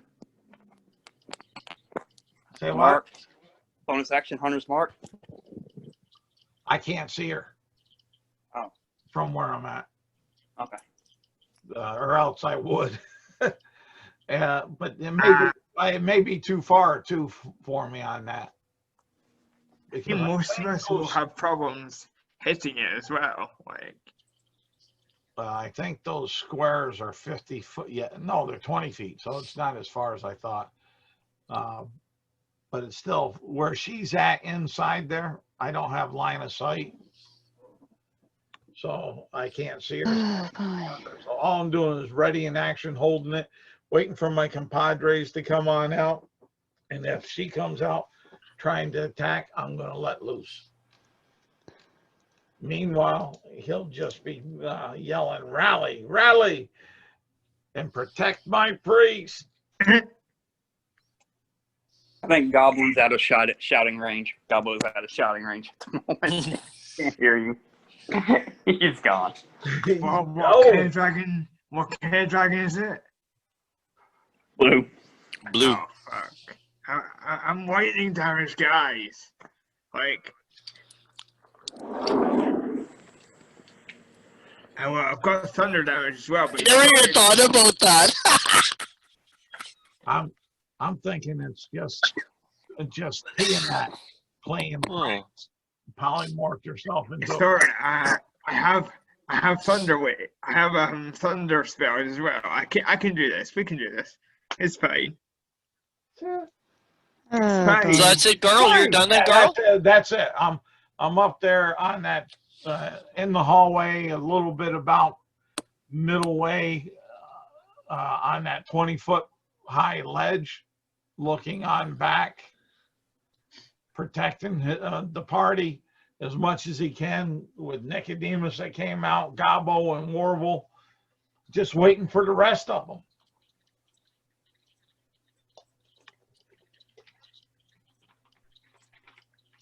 So that's all. Garl can do. Ready his action and be there. Maybe bonus action hide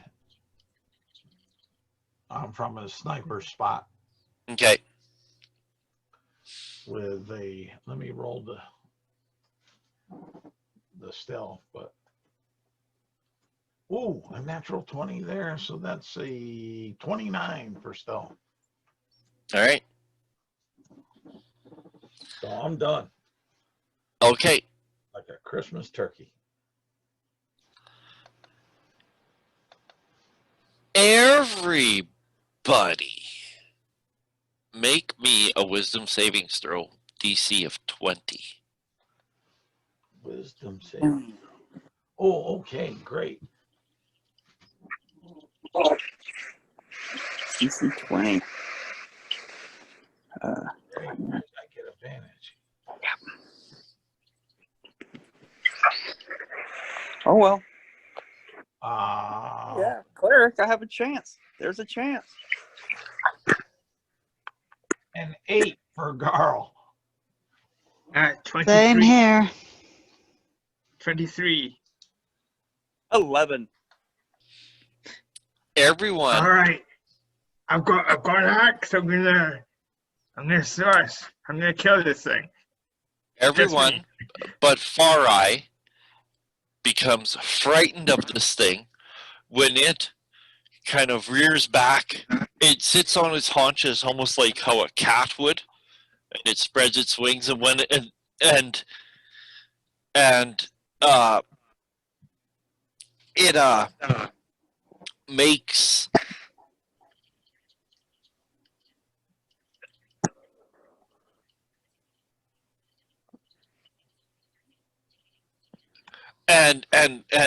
the runes along its body glow as its jaws drop open, and it blasts Harshnag right in the chest with a massive bolt of lightning that comes out of its jaws. And everyone but Far Eye is frightened, which means you can't move towards it. You gotta, if you're gonna move, you gotta move away from it. Do you guys think this thing's got good wisdom? Because I have a suggestion. I could just suggest that it goes away. It's probably not going to work for the spell. Like, because my charisma's still only 10, so it's like, it will be a DC 10 save. Try. It's always worth a try. Alright, so she blasted him with lightning. Oh, so And she used her frightful presence, and she used her lightning breath on Harshnag.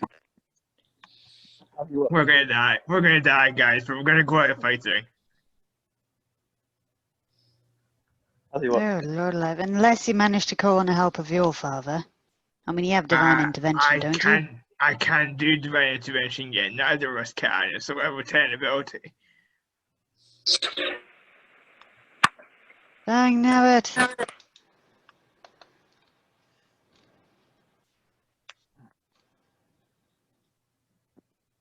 I'm okay where I'm at the moment, so I ain't worried too much. Maybe shaking my little knees, but I don't worry too much. I'm going to fighting, guys, if we're doing this.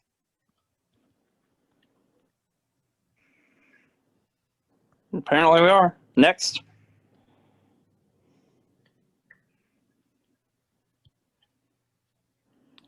So whose turn is it? Where are you, Ryan? What do you mean? I rolled 2 for initiative. Yeah, but where is Far Eye, though? So we're just in a cavern. Where are we? You're in the temple, in the big temple part with the statues. Right over here. You see where it's bouncing around? All right. Where did the dragon land? Right about here. Okay. Harshnag is pretty close to the statue of Anon, because that was the biggest statue, and the dragon is not far from probably him. just next to the statue next, like between the Anon and Deathrim, probably around about there. Okay. Okay, how's this one? All right, so that was Dragon. after We'll put after the dragon. It was Nicodemus, you got a 14, right? Right. Okay, so it's your go. Okay. How close are the first off, I'm frightened as shit. How close are the gargoyles to me? Not like an immediate threat, however far you want to be. Like, they all came into the room. It's a big enough room, right? Alright. Like, you guys weren't right by the door when they came in. Okay.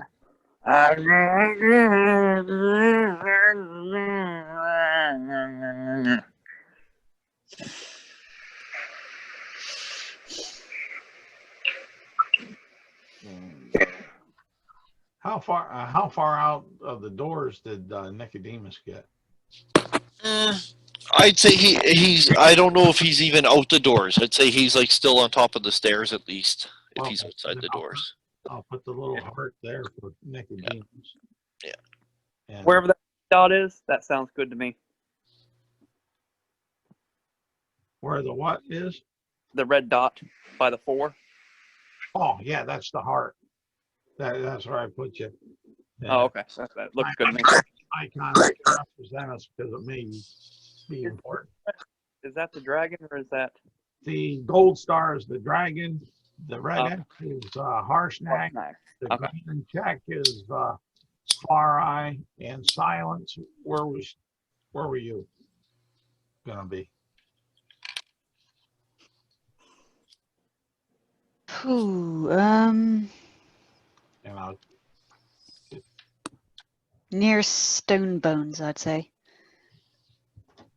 All right. While you're figuring that out, I want to look at my character sheet real quick. right there. I'm frightened. I did not expect to be frightened. Okay. So Stone Bones. I'll put you Again. I'm not doing that. I'm not in immediate danger. I have Pass Without Trace already. Augury. Don't need an augury. I know it's woe. Oh, and just to let you know, I'm old school. Yeah. So, not that I fudge dragons, but I give them every I don't know how to explain it. Every benefit of the doubt goes to the dragon because it's a dragon. It's a dragon. Yeah. Right. I'm gonna Okay. die, guys. But but I'm gonna be going down swinging here with my one attack around. I'm gonna be like, Harshnag, I instill to you the inner power of the party animal to defend your realm. And I polymorph him. Yeah, I polymorph him into a giant ape. It's badass on his own, but at least this gives him extra hit points. Right? Mm-hmm. So, yeah. And it's like a giant satyr, right? Because Well, I would turn into a giant satyr. He will just turn into a big, bruised up, looking like like Hulk, type thing. He'll just get bigger and Hulkier. His muscles will start expanding, and he'll be more feral looking and like animalistic. Beat his chest like King Kong.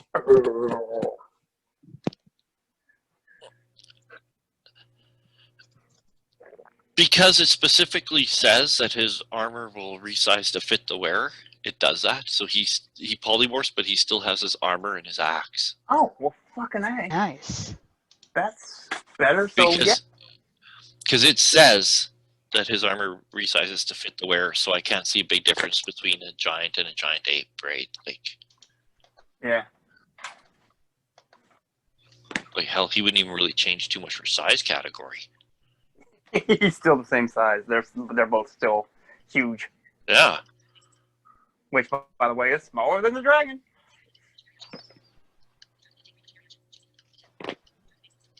So yeah, that will be, and that's me. That's my turn. I will move closer. How about that? I will move closer to her, to the dragon. No, I cannot move closer to the dragon. Nope, never mind. I'm done. Mm-hmm. I was hoping. Is Oh, do I get to make a save at the end of my turn? yes, you may. All right. DC is 20. 20. I do have a +7, so I mean, right? 21 exactly. Awesome. There you go. Boom. That's the end of my turn, though. So.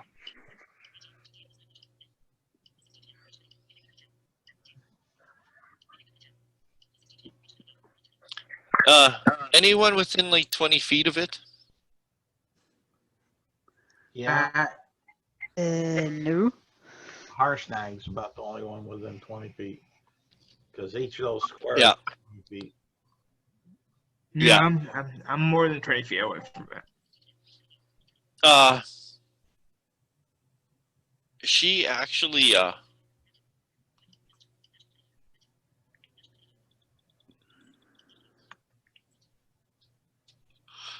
swings at him with her tail, but actually manages to miss. So who's after Nicodemus? Is it Silence, correct? I believe so. Yeah. I got a 9. Just Yeah. going through my spells. Oh boy, most of them are wisdom saving throws. Hang on a minute, I'll just check this one. I may have to default to Shatter. Not a bad idea. No. Let's see, is this a wisdom saving throw as well? Pretty sure her wisdom's damn high. Dang it, also wisdom saving throw. Back to Shatter then. Well, all her saves are damn high, and even if she does fail, she can choose not to.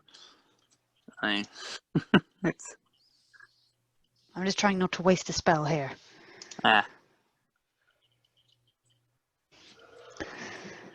Shatter it is. There's Constitution saving throw, but Come on, save. As a Constitution saving throw, creature takes a 3d8 thunder damage on a failed save, or half as much damage on a successful one. What's the DC? DC. Oh, mine.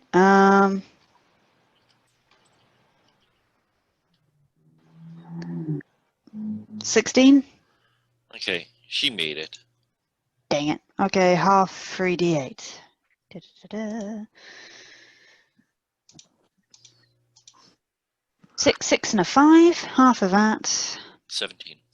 Yeah, that's about it. 8, 9, 8. Well, that's some damage. first blood. Yeah. Boom! You hear it go Does off, it- even over all the sound. You still hear that thing go off. Does it seem like the thunder is taking full effect? I.e., is he resistant to thunder? Didn't look like it. Okay, good to know.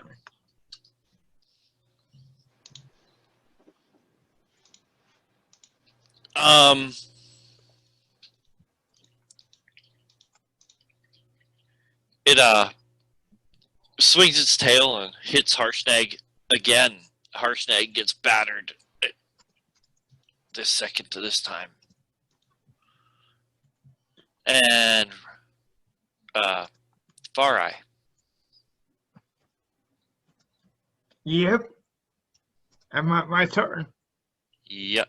Oh, and sorry, Silence, roll a wisdom saving throw, DC at 20. Hang on. Where'd I put it? Okay. Phew. 20. You are no longer frightened. Yeah. Oh, that's a good thing. Okay, Far Eye. I already passed mutant to the dragon fear thing. Yeah, but Right, I'm yeah. saying it's your I'm turn. gonna move right up to the dragon and attack it with my axe. Cause why the heck not? Okay. Yeah, why not? I don't know. Cause fear of death. And That works. and apparently the whichever guards are paying attention are smiling on me because I rolled a natural 20. Hey. Right on.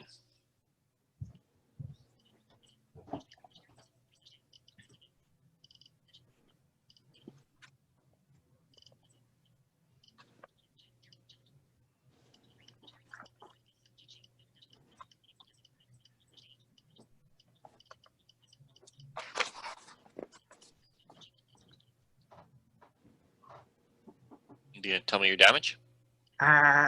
23 slashing. Okay, I think it should take it normal. What? I'm just Yeah, looking to make have sure. like any sort of damage reduction, damage resistance. It's a magic axe. So. Yeah, I'm just looking. Which another weird thing about dragons, you'll notice that their attacks don't count as magical attacks. Like, so if like an elemental, they're fighting an elemental that has, you know, resistance to non-magical, you know, bludgeoning, slashing damage, then the bites and claws And have the and same. 24 and 24 I know. thunder damage. I know. He takes 24 thunder damage as well because I used Green Blade on it. Okay, no, it So I It- should have it declared that affects it. beforehand, but no, that's all right. It affects it. It bam.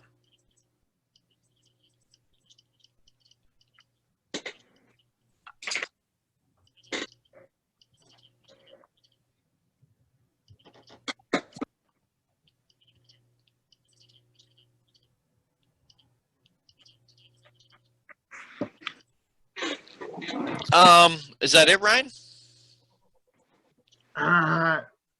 sure, yeah, that's my attack.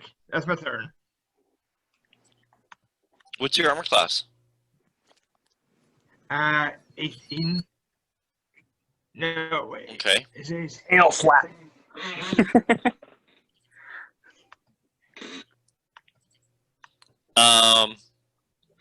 20 points of damage as the tail lashes out and hits you across the chest like a log. Boom. Hey, Wrath of the Storm, dude. Yeah. I use my reaction to Wrath to Storm the fucker with thunder damage. Okay. It's another deck save for like half or something. Yeah, it's not gonna be a lot. It's like 6. I rolled a 6 for the damage, so Better than nothing.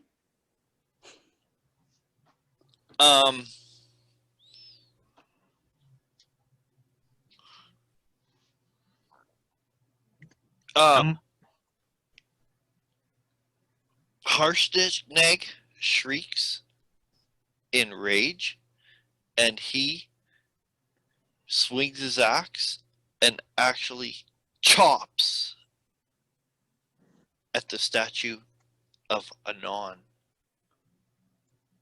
And when he does, his magical axe flashes with light, and cracks appear on the statue, and the tiny gaps are filled with arcane energy, and you can feel a rumble travel through the whole mountain as he is still somewhat staggered from the lightning blast, but he is shrieking wildly like an ape.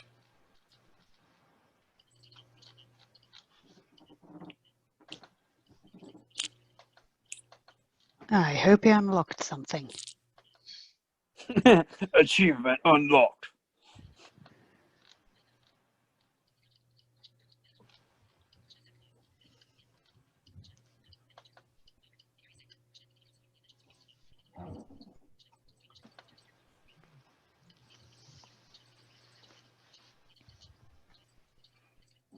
Yeah. Holy Mother of Joseph.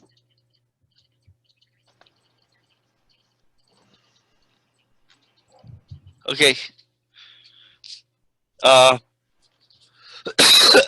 rest of the NPCs, they pretty much beat feet. And Farai, you were not feared. I fear not this dragon. I probably should, but I fear it. I fear it not.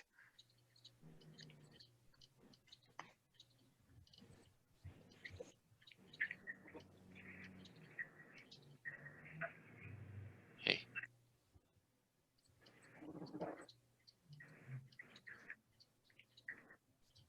I took 20 damage as well, so I better mark that.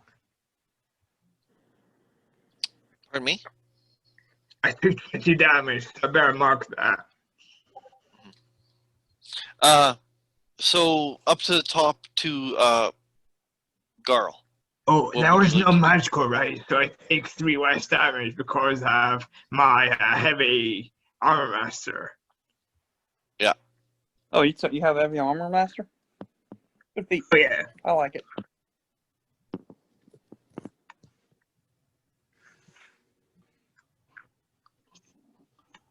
Garl will go ahead and he is dashing 20, 40, 60 feet there, and then using his bonus action to hide with a 21 for a stealth check. And that's all he can do because he failed his wisdom save. He's still feared. Can you Yeah. go any closer to the You creature? can try and make it again You now. still attack. You just have disadvantage, and you can't go closer. Yeah, I'm not going close. I went the other way. Hey, he's still, and he's hiding up there on the 20-foot ledge. He still has his visibility for shooting. Huh? Covering the team. Poor Thor. That's the most that he can do with failing the save.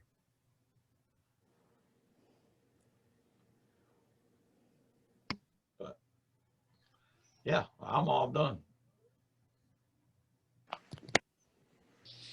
Okay. After Garl goes her.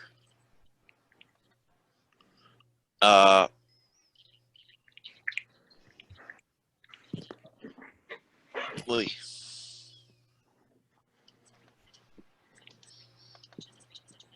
She pounces on Harshnag, and she does like the bite claw, hitting him all 3 times.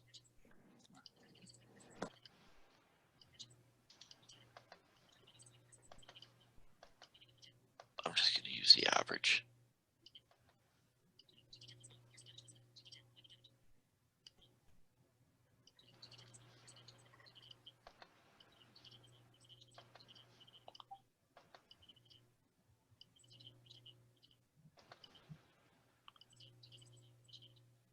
Okay, yeah, Harshnag, he gets like a bite claw. They are like in like absolute melee combat. He's hurt, but he is still up. And that's her go. So, Nicodemus.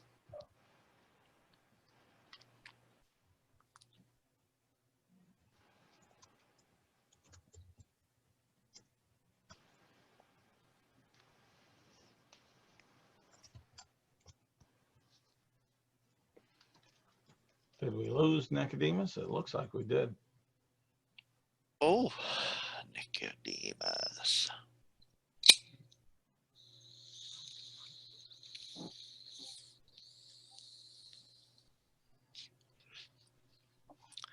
I thought about Michael yesterday. My brother brought some peaches over, and I got mad because I'm like, these peaches are fucking garbage compared to what Michael gets. But he didn't even get peaches this year. But fuck, I do. Someday I'm just gonna show up. Michael just get a knock on his door. I'm gonna show up for a peach. As he's opening the door, wrap him in the head with a cane. Yeah. With cane. Well, right in the ankle tap, eh? No, right in the forehead like my great uncle used to. Oh, He'd I like doing the ankle tap. He'd be rapping with the back of his ironwood cane on the door, and you open it up, and then boom, right. Keep knocking.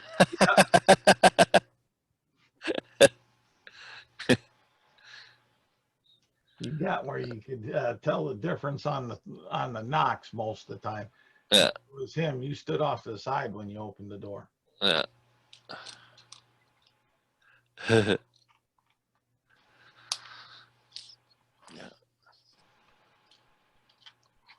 I like I was at a Neil Young concert. It was rush seating, and this woman basically butted her way in front of me. So I just kept tapping her ankle with my cane. And then I just used like one of those fiberglass telescopic ones, Yeah. right? Like it's not even fiberglass anymore. They're carbon fiber. And I was just tapping her ankle. She's like watching the concert. She kept on looking at her ankle, looking down at her ankle, and moving her foot, right? Like moving it out of my way, and I'd find it again. I'd keep tapping it, and then she started shooting me dirty looks, eh? And then eventually she decided to tell me off. And she's like, "Do you have a fucking problem?" I said, "Actually, I do." I said, like, "I'm a blind person. I'm standing here enjoying the concert. And you totally, like, butted your way right in front of me." You're blocking my view, woman. Yeah, I mean, like, you're in my, like, that's my space, right? Like, I was, like, second from the front. Now you fucking pushed me back, right? Like, fuck off, right? Like, I had my zone. Like, 'cause she clearly butted. It wasn't even like a natural flow. Like, she ducked under my arm and was like being a. Well, it's just funny. Yeah. A blind But person say you're blocking my view. Yeah. Well, I mean, still, come on. Doesn't mean you can't fucking respect my space, right? Well, I'm not saying that. I'm just saying I would think that it would shock her that you say you're blind and then you're blocking my view. Well, here's the best part. She felt like an ass, and she's like, "Oh my god, you're blind?" Yeah. And she's like, "Oh my god!" She started freaking out, telling everyone, "Oh my god, this guy's blind! This guy's blind!" Come on. And the crowd split like the Red Sea. They put me and my girlfriend front row because it was rush seating, right? The crowd just split, and they're like, "Here, let's take you front row." And I said, "Well, I'm not going with my girlfriend." And they're like, "Okay, well, come on, you guys." They took us. I was right front row, and that was like for Neil Young, so it was awesome. I was like front row, right against the barricade. Yeah, and it was great. Well, it totally matters to me. It's like, number one, my space. Number two, it's like, well, no, like, cause totally, it's like it's a space issue, right? I had my little zone pegged out. Now you jump into my zone to push me out, right? Like, Talking about zones, aren't we meant to be in the fighting zone?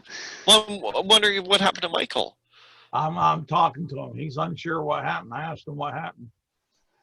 He said unsure. And he's typing something now. He's so scared he can't talk. Well, he made a save, so Yeah. Nicodemus okay. Maybe Michael's still scared.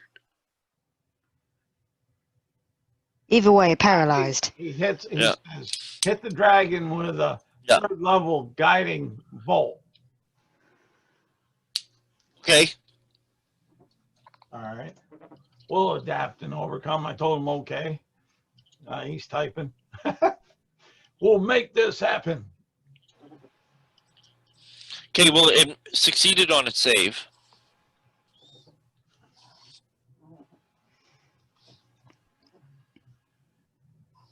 All right, I'm typing to him that he made his save.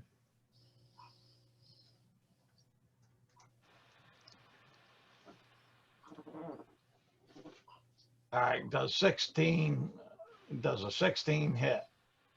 He said. No. And yes, it did. And then he's going to move closer, but not so close to get hit with the tail. So probably just on the other side of the door. Yeah, so he's going to have to be like 25, 30 feet away.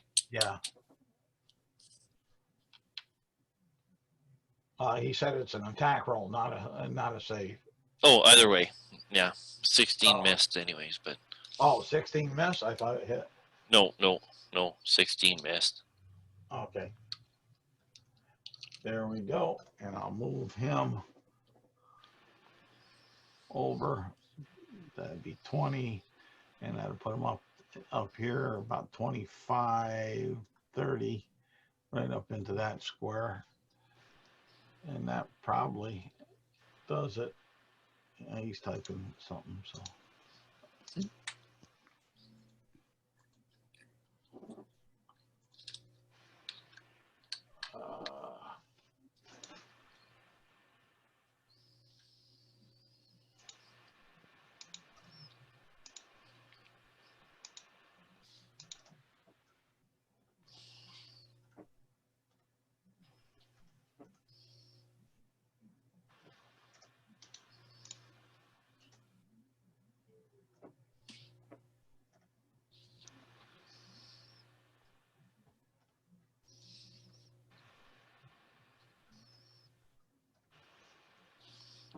All right.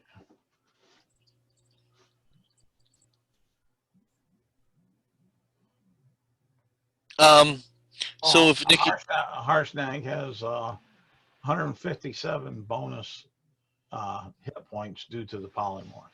oh wow, So he wanted to make sure you had that. okay,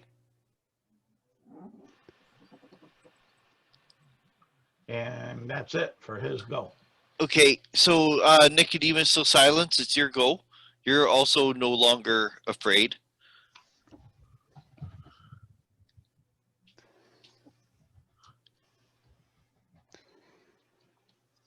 Oh boy. I'm just thinking, where are those gargoyle minions? I'm prob- They're just lurking back. They honestly haven't engaged yet, but they're just observing. They're just watching everything going on right now. Looking at one of them's looking up at the ceiling, and one of them's looking at the fight. I'm just thinking if I should hypnotize them to keep them out of the fight.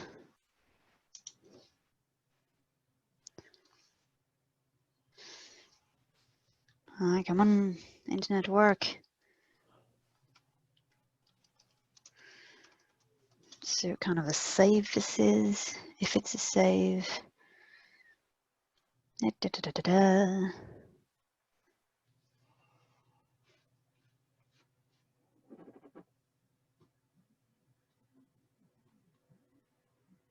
Wisdom saving throw? Well, I'm not using it on the dragon, just on a minion, so it should be worth the risk.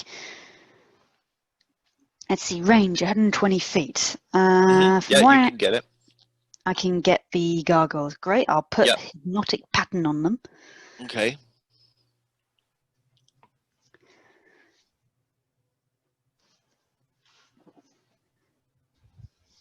So they need to do a wisdom saving throw. One made it, one failed. One made it, one failed. On a failed save, the creature becomes charmed for duration, while charmed by the spell of creatures incapable and has a speed of 0. So I'm guessing if it succeeded, it isn't hypnotized. Well, at least one's out of the game. That's still good. Mm-hmm. Okay, the hypnotic pattern I'm throwing. I'm kind of desperate, so I'm just doing gargoyles doing the can-can.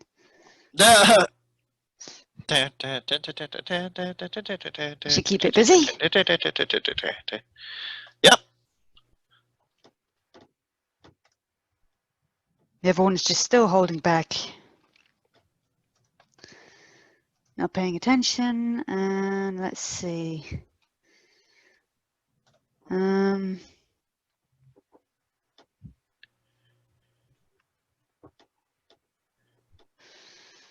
Not much else I can do other than keep out of the way of the dragon, in particularly her tail. Right now, you're plenty far away for that. You want to move someplace or something? I say out of range of the tail. And is your volume down? But you sound rather quiet.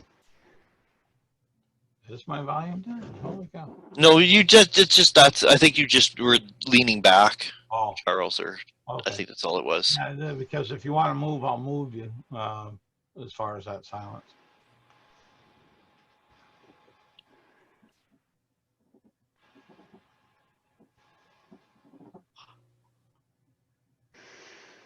Okay, so I guess that's the end of my turn. I can't think of anything else except move back a bit.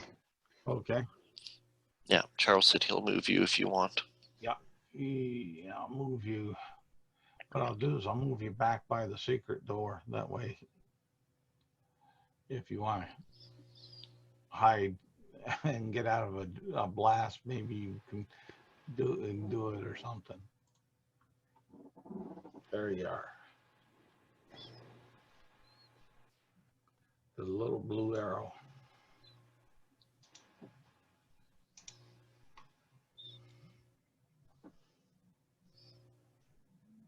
Seriously, I can't hear you, Garl. I just heard whispers.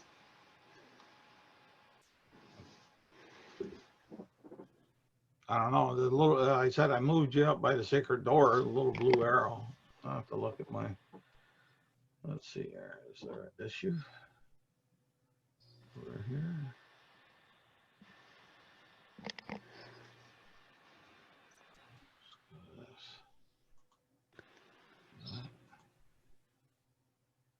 And make sure. Okay, that was probably the issue. Right there. Is that better?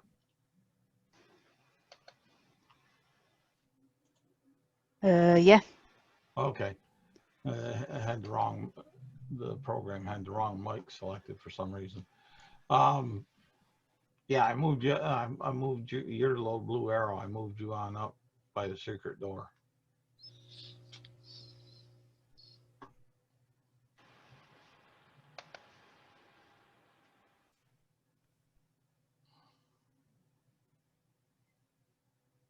Okay. If silence is done, then if you moved her. Yep.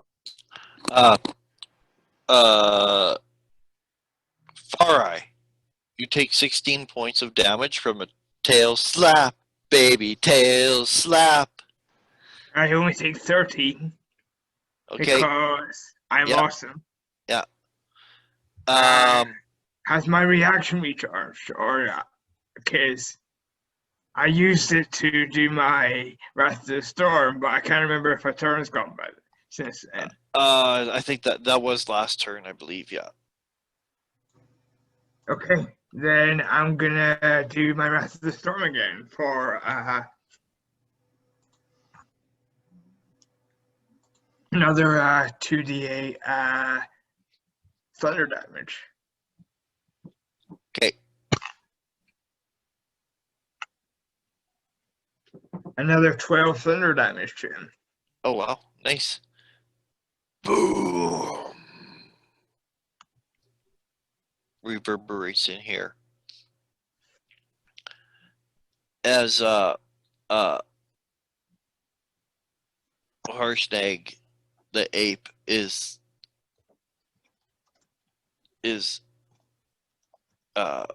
freaking out. And after silence, it goes Far Eye. All right, I shall hit him again. Did he get hit by guiding bolt? Did he get hit by what? Guiding bolt. Guiding bolt. No. Okay.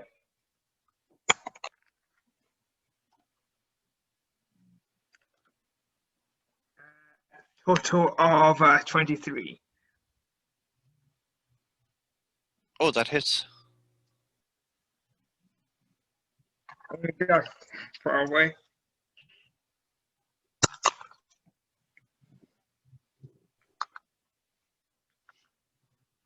That would be 11 slashing damage and 9 thunder damage. How much thunder? 9. Okay.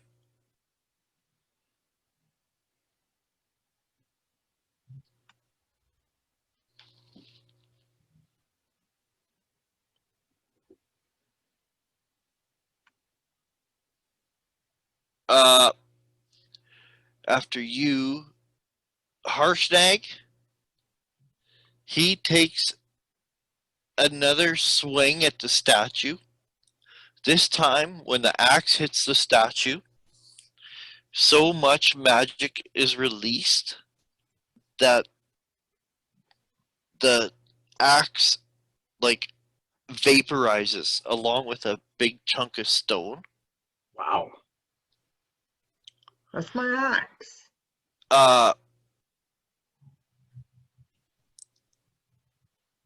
And like the sound, like you're doing thunder.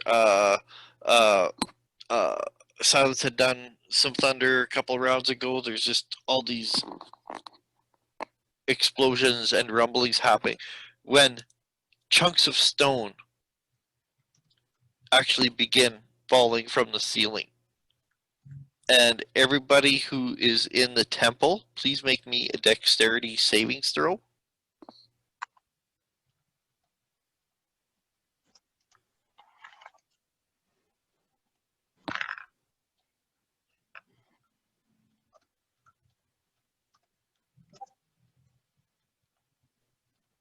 I roll a 15. I got a 16. And I'm waiting to hear from Mike. Mike. Yeah. From Nico. I just told him that Harshnag struck the All-Father again, bringing down the temple. Make a dex save, baby.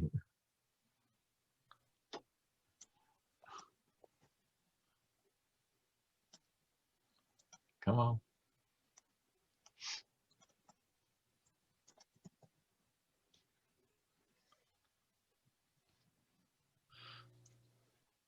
He did a 10. He's typing something else.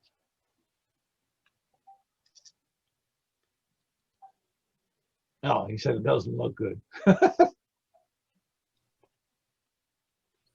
But there you are.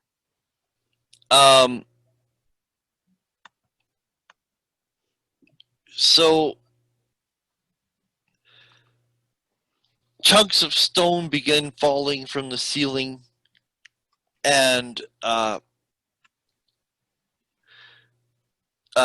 Silence, you take 24 points of damage as like pieces of stone rain down. 24 damage. Ooh.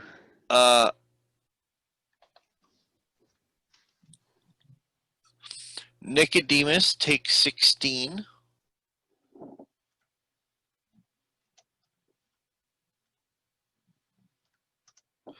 Farai takes. Well, what did Farai get for your dexterity save? 15. Yeah, you take 18 points. Okay, I take And 15 Garl. because of heavy armor master. Yeah. And Garl's not in there. Yeah, Garl's not in there. I did say 16, right? Yeah, you did. Yeah. Okay, just checking.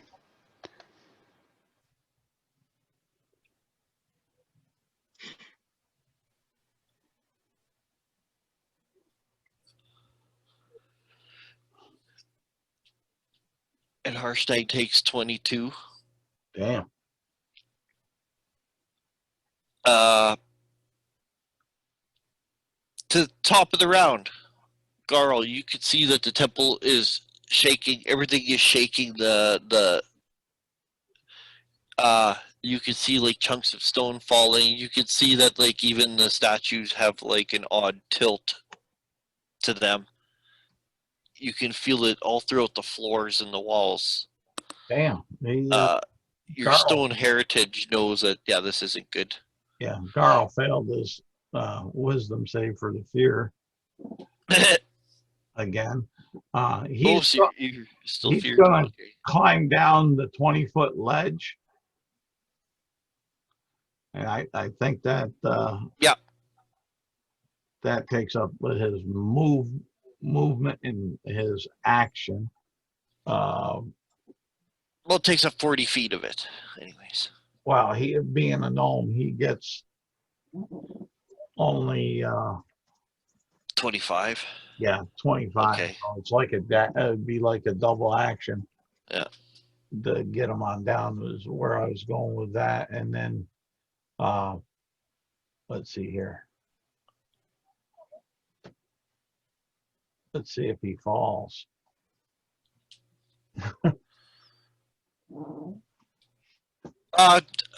As far as I know, most of the stuff here is just considered like difficult terrain. Like there's no climb check.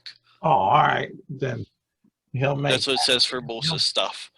Then he'll go ahead from there once he's down there. His, I think it's his uncanny action that he has there. Yeah, cunning action. He will go ahead and dash to the mouth of the, as close to the mouth of the cave as he can, which would be 20, 40, about right there. So just on the edge. It gives him 50 feet. There we go. And that's it for Garl. Okay.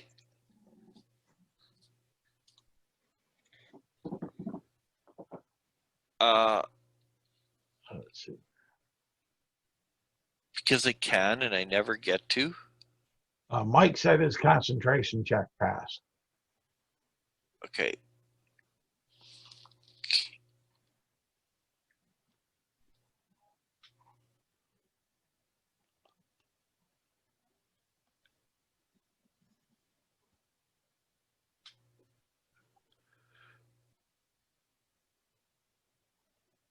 Hey.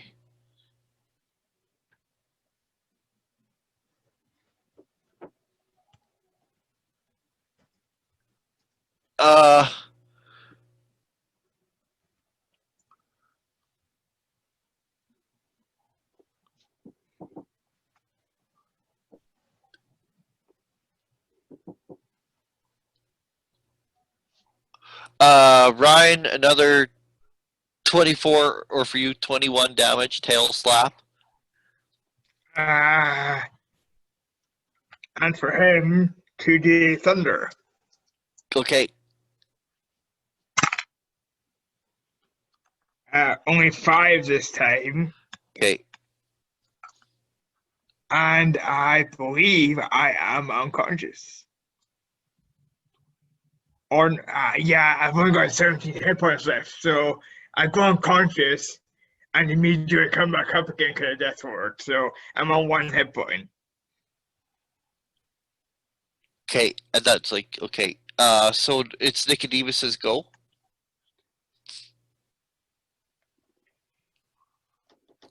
If you want to let him know, Garl. Nicodemus is, God, he wants to grab the nearest ally, but the nearest allies would be too far for him to move, I think, and cast this. Yeah, 25, 30. Let me find out what his movement is. Or put it like this. Ally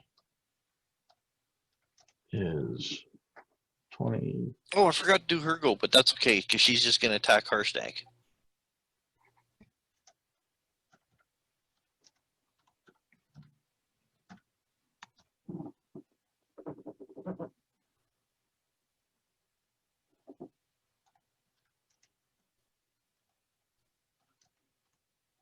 Yeah. Yeah, she just bites and claws Harshnag. Okay. I'm waiting to hear if And and I was just gonna say too, and Harshnag, on his go, because his axe had disintegrated, he pretty much begins grappling with her. It's like Tarzan, like like Godzilla and King Kong, right? Like that type of. In fact, that's exactly what it is. A blue dragon and a giant ape in plate mail armor. right at the moment with what he's typed me for action, he dimensioned doors 400 feet out towards the opening of the cave, and where I got him from where he was is 400 feet. So I moved him on that. I'm still waiting to see if he's going to try to make a move action towards the nearest ally that he wanted, since that's a 40. Oh, I get it. Yeah. But that, You know, I'll allow it because I get his intent. He wants to grab someone and get the hell out of there. and In fact, because he said that he had moved closer to the dragon, but not within melee range. Yeah. I'll say that he can actually grab Far Eye. that's what I was going to say. It's only when he has a chance to. Yeah, he could grab Far Eye and Dimension Door out because that's. All right, there they are. Boom. That's done.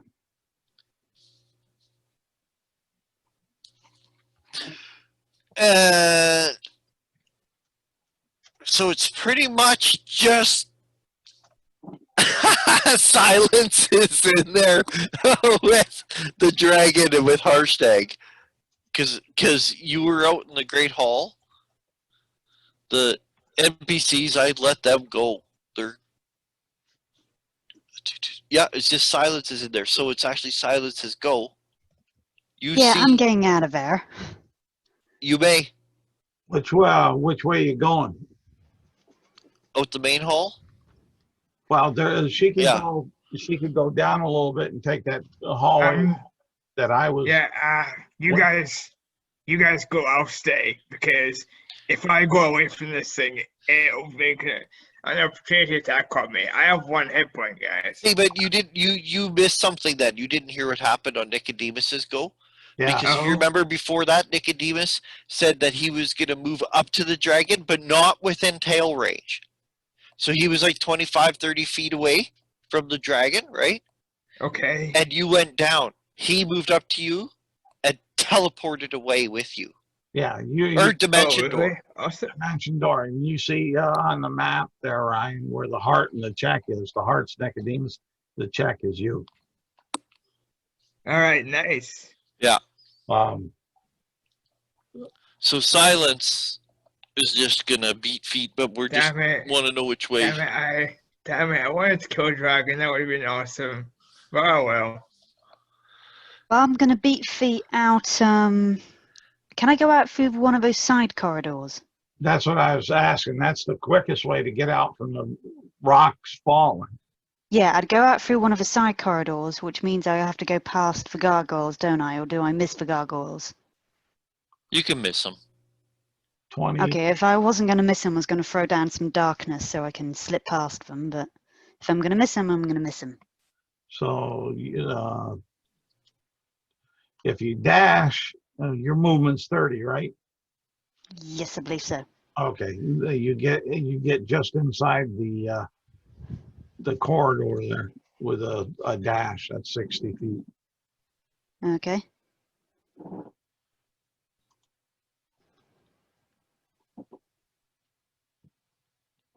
Which corridor? Number 5 north. Just the one. Okay. 5A. Okay.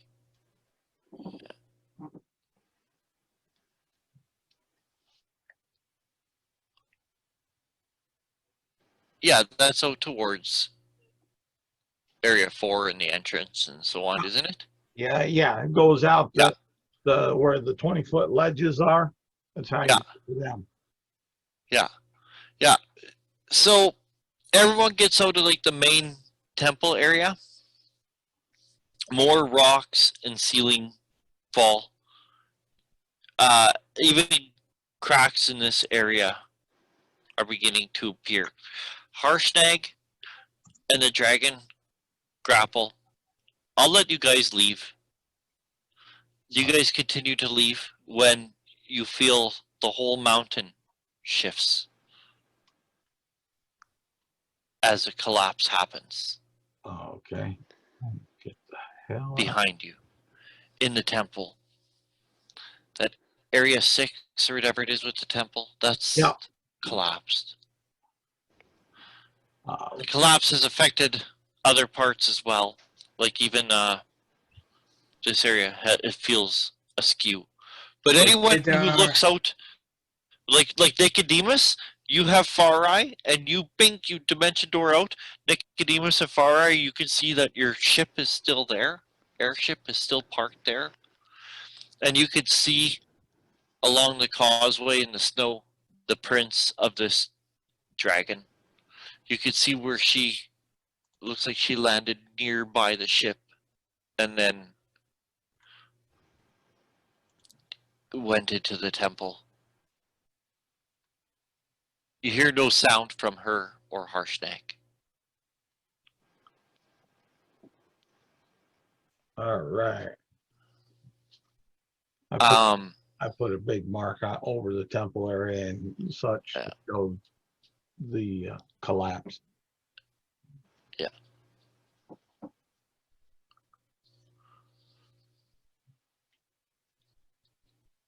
Okie dokie. Made it out of there with the skin of our teeth. Whoa. That was scary, Garl will say.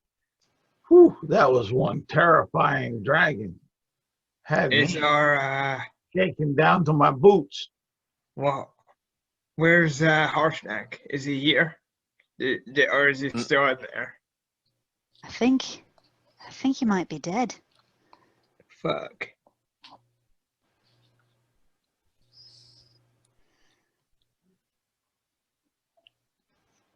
I hadn't seen Harshnag after the dragon went in there and you guys started bringing down the roof.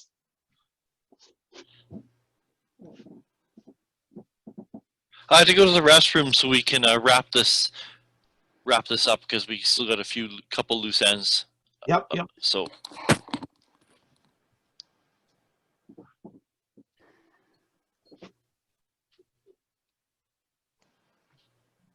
I shall have to write a funeral song for Harshnag. Personally, I hope he's not dead, but that was a whole mountain on a giant. Yes. And a dragon.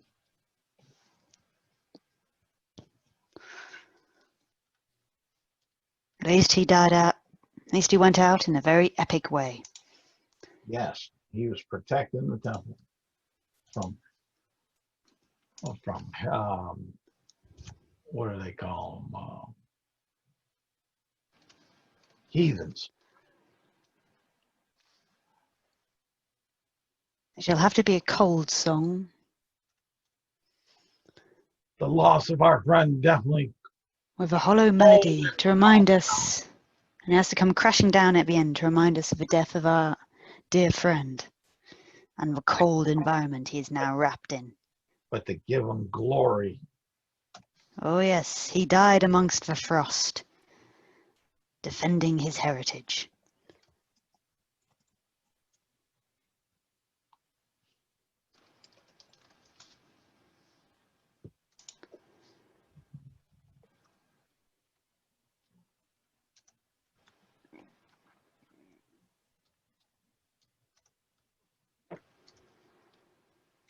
Oh, it's another encounter we survived with the skin of our teeth.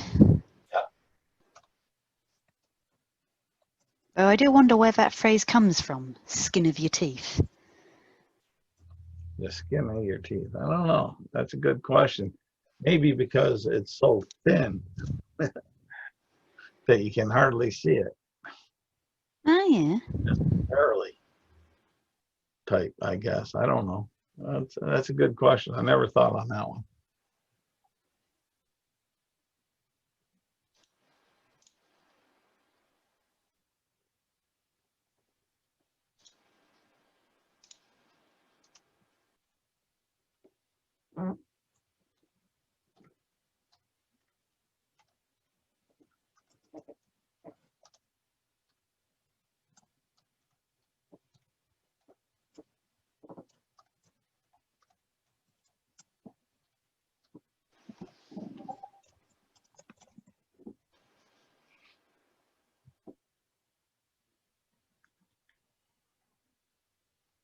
Yes, indeed. So we got our flying ship, but when we got where we need to go, we have injured parties. I need to heal up. And if I understood correctly, we're going to be going past our horse and cart? I don't know. Maybe. Hopefully, they're probably weren't wondering where we are. Yeah, it could be. Yeah. We've been gone a day or two. Yeah, I have to make sure they haven't sold our stuff. I didn't quite do it proper. Okay. Not quite. Just about. Well, It was supposed to be 2 rounds of combat and then Harshnag chops at 2 rounds of rumbling, and then it collapses. But it was close. I think I was only off a round. well, you know So what? not bad. You're the DM. However you Yeah. correct. Yeah. But I kind of got scared though. Mike was asking if he can revivify Harshnag, and I said, well, I think he's buried. Yeah, he's buried under an avalanche. Basically, when you guys get out to the causeway, you can see how the whole mountain peak has collapsed. Yeah. The dome is still there, right? Like the dome and the columns Yeah. is still there, but they have. I'm not saying you can't. I'm just saying probably right now at this point would probably be pretty inconvenient, but Well, at some point, at any point, because especially when you guys go up higher level, it's so easy to just come back and do it if you guys wanted to. Yeah, you could do whatever you want. Right now, he's pretty much buried under a mountain. yeah. When you guys come out to the causeway in various states of injury, well-being, fright, all that,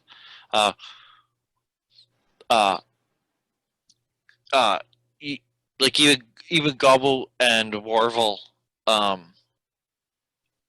are at the ship. They haven't yet even gotten back up into it. When you guys do, you can see that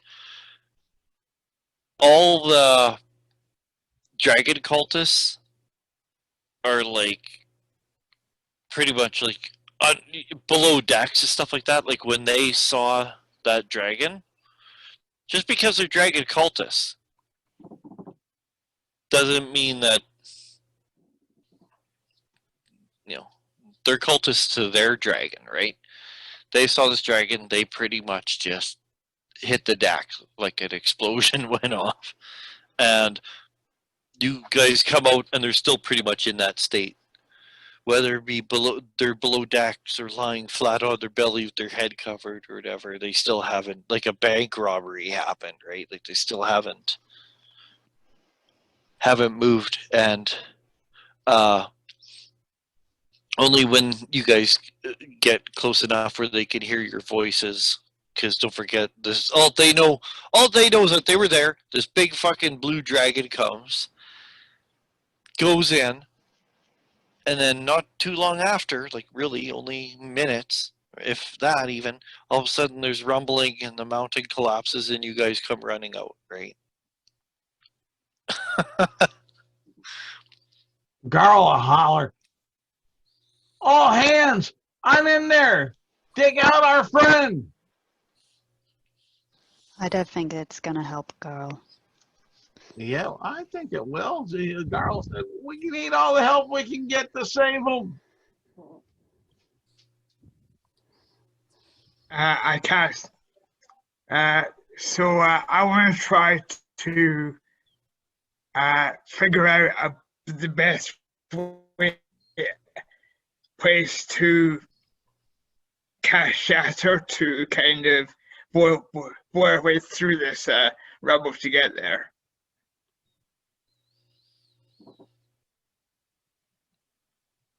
Garl's trying to get him off the ship so we can steal it.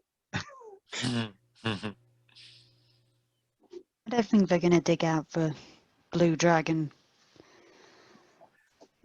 Harshnag is the one I'm trying to get him to dig Yeah, it. but if we dig out Harshnag, it's gonna end up being the dragon as well. That's all right. We'll be Yeah, gone.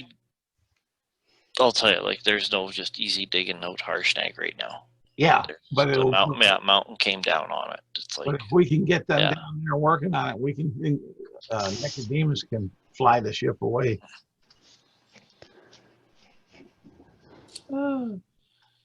It's just Garl's evil mind working.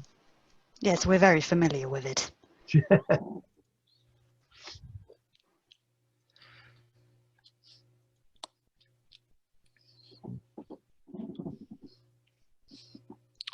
Looks bizarre because the skyline has changed.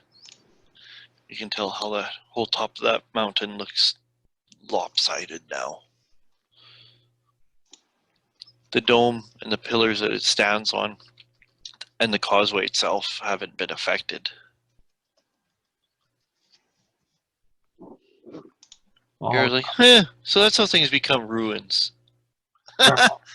Adventures. Garl saying, my cousins, the rock gnomes, they'll come back. They'll fix it better than new. I'll hire them.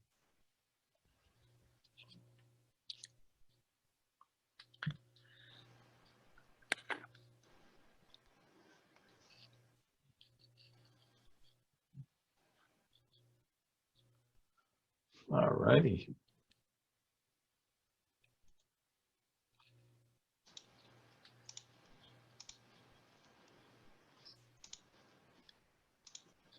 So is that it? I'm kind of having a conversation in my head. Okay. No, it's Michael. If Nicodemus has anything to say or any questions? Let me see. You have any questions?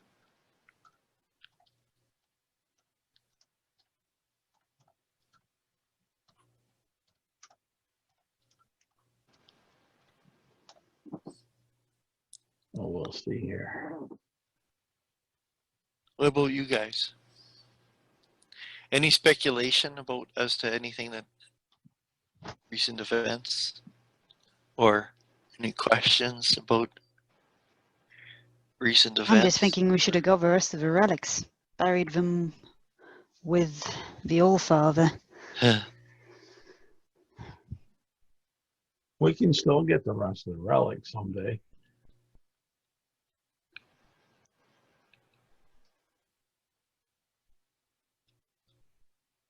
Just not today, Yep, not today. because we'd have a lot of digging to do, maybe weeks, months, to be able to put them where they need to go.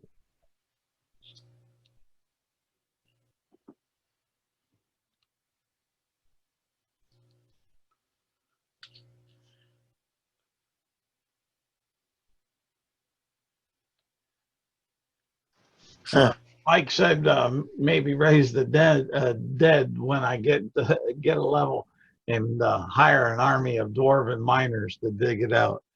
Yeah, Yeah. see, that's probably more of a realistic. Yeah, So that was yeah. Or I could, or we could do it now and do animate dead. no. Then we have a zombie giant and a zombie dragon. The frost giant zombie. Yeah. I think we'll be kicked out of town more often than we are. No, we've got like a disguise kit or something. We can make him look like an actual giant. Yeah, with rotting flesh on them. Yeah, or it could be fine. Nah, my character's a good person. I don't do undead sort of thing.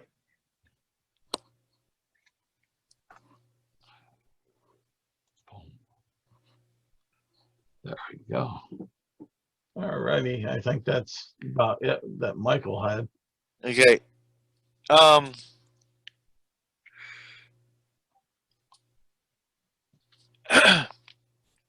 Like when you guys get close, like I said, the dragon cultists kind of come to their senses, and they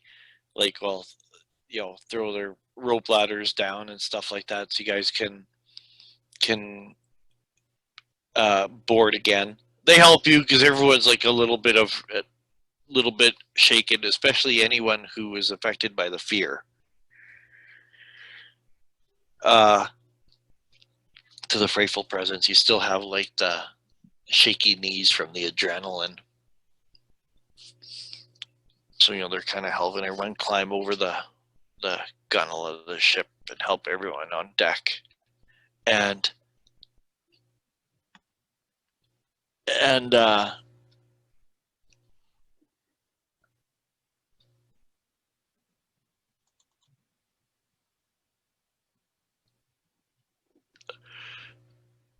they say, because I'm not really going to hold the information back, but I want to give you guys a chance to, like,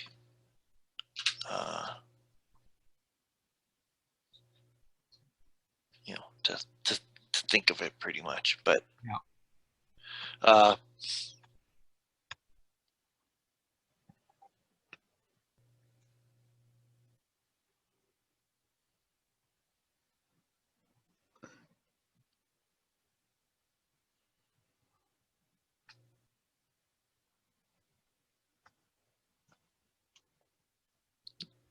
just let me read this, please.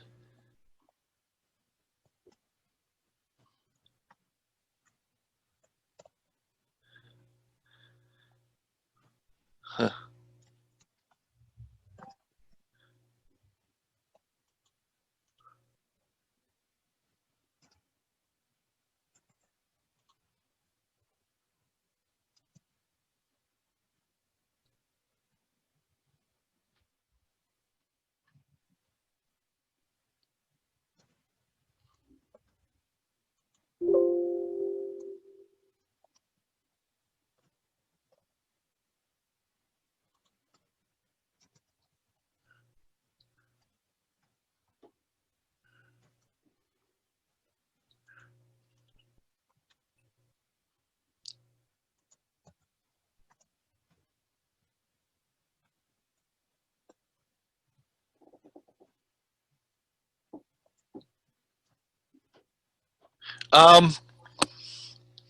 I just had to read to know what they know. They say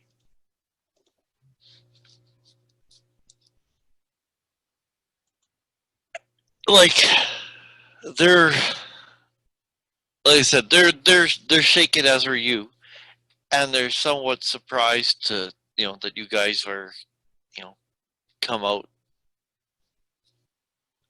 of like a collapsing mountain.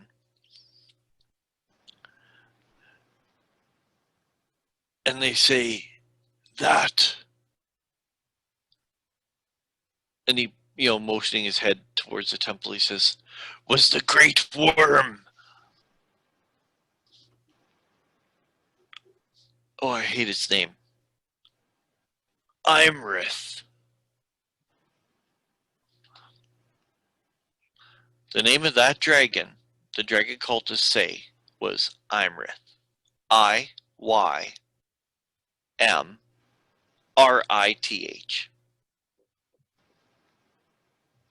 Carl will say, Imrith is no more. We took care of Imrith. I wouldn't be so sure. She's a busy worm. Well, we brought the mountain down on her. There's nothing that can survive that. You know not Imrith. No, I don't. But I know death. There are a handful of worms throughout the realms. Clouth. All hail Clouth. Being one of them. But there are a handful that wield great power. And Imrith is one of them. She's recognizable by the runes carved in her scales. For she's very, very proficient in the sorceress arts.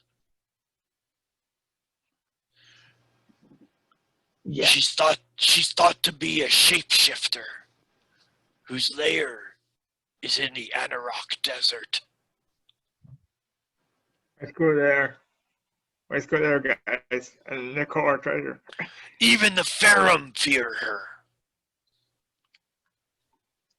Well, we're not the Pharaoh, and she should have feared us. Our mighty, strong arms, strong minds, and pleasant words put her to sunder for desecrating our friend.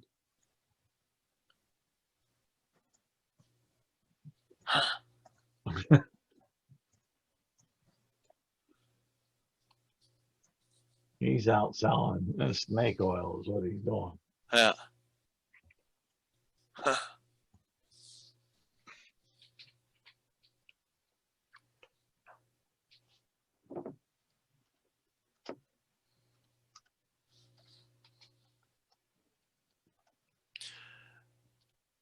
As you guys, like, all get aboard, account for everyone, take care of any bandaging or wounds that had to be taken care of. They with the blast of the hot furnace, the ship leaves the ground,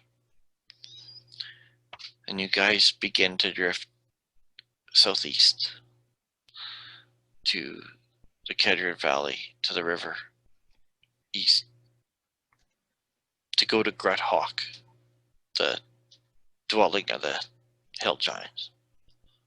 The hill giant, you've even heard of her name before. You guys escape the Eye of the Allfather with the knowledge of how to find this dwelling of this giant lord, so you can find this magical conch. And you guys survived the collapse of the temple, as Harshnag sacrificed himself to protect the temple from this ancient dragon, the generational and ancient enemy of his kind. So next time we continue, we'll either be arriving at, or well, probably that, unless you guys have anything else you want to do, arriving at the Gruthawk dwelling. And anything anyone needs to add? I take a long rest because I'm on 1 hit point. Okay. I think we all need a rest. We just lost a friend. You should have saved him. He would have been better. So we'll leave it there till next week. Yep. Everyone take care. Yeah. Goodbye, YouTube. Okay, everyone stay safe. Yep. And, Stay safe, stay good, stay healthy, and if you can't be good, don't name it after me.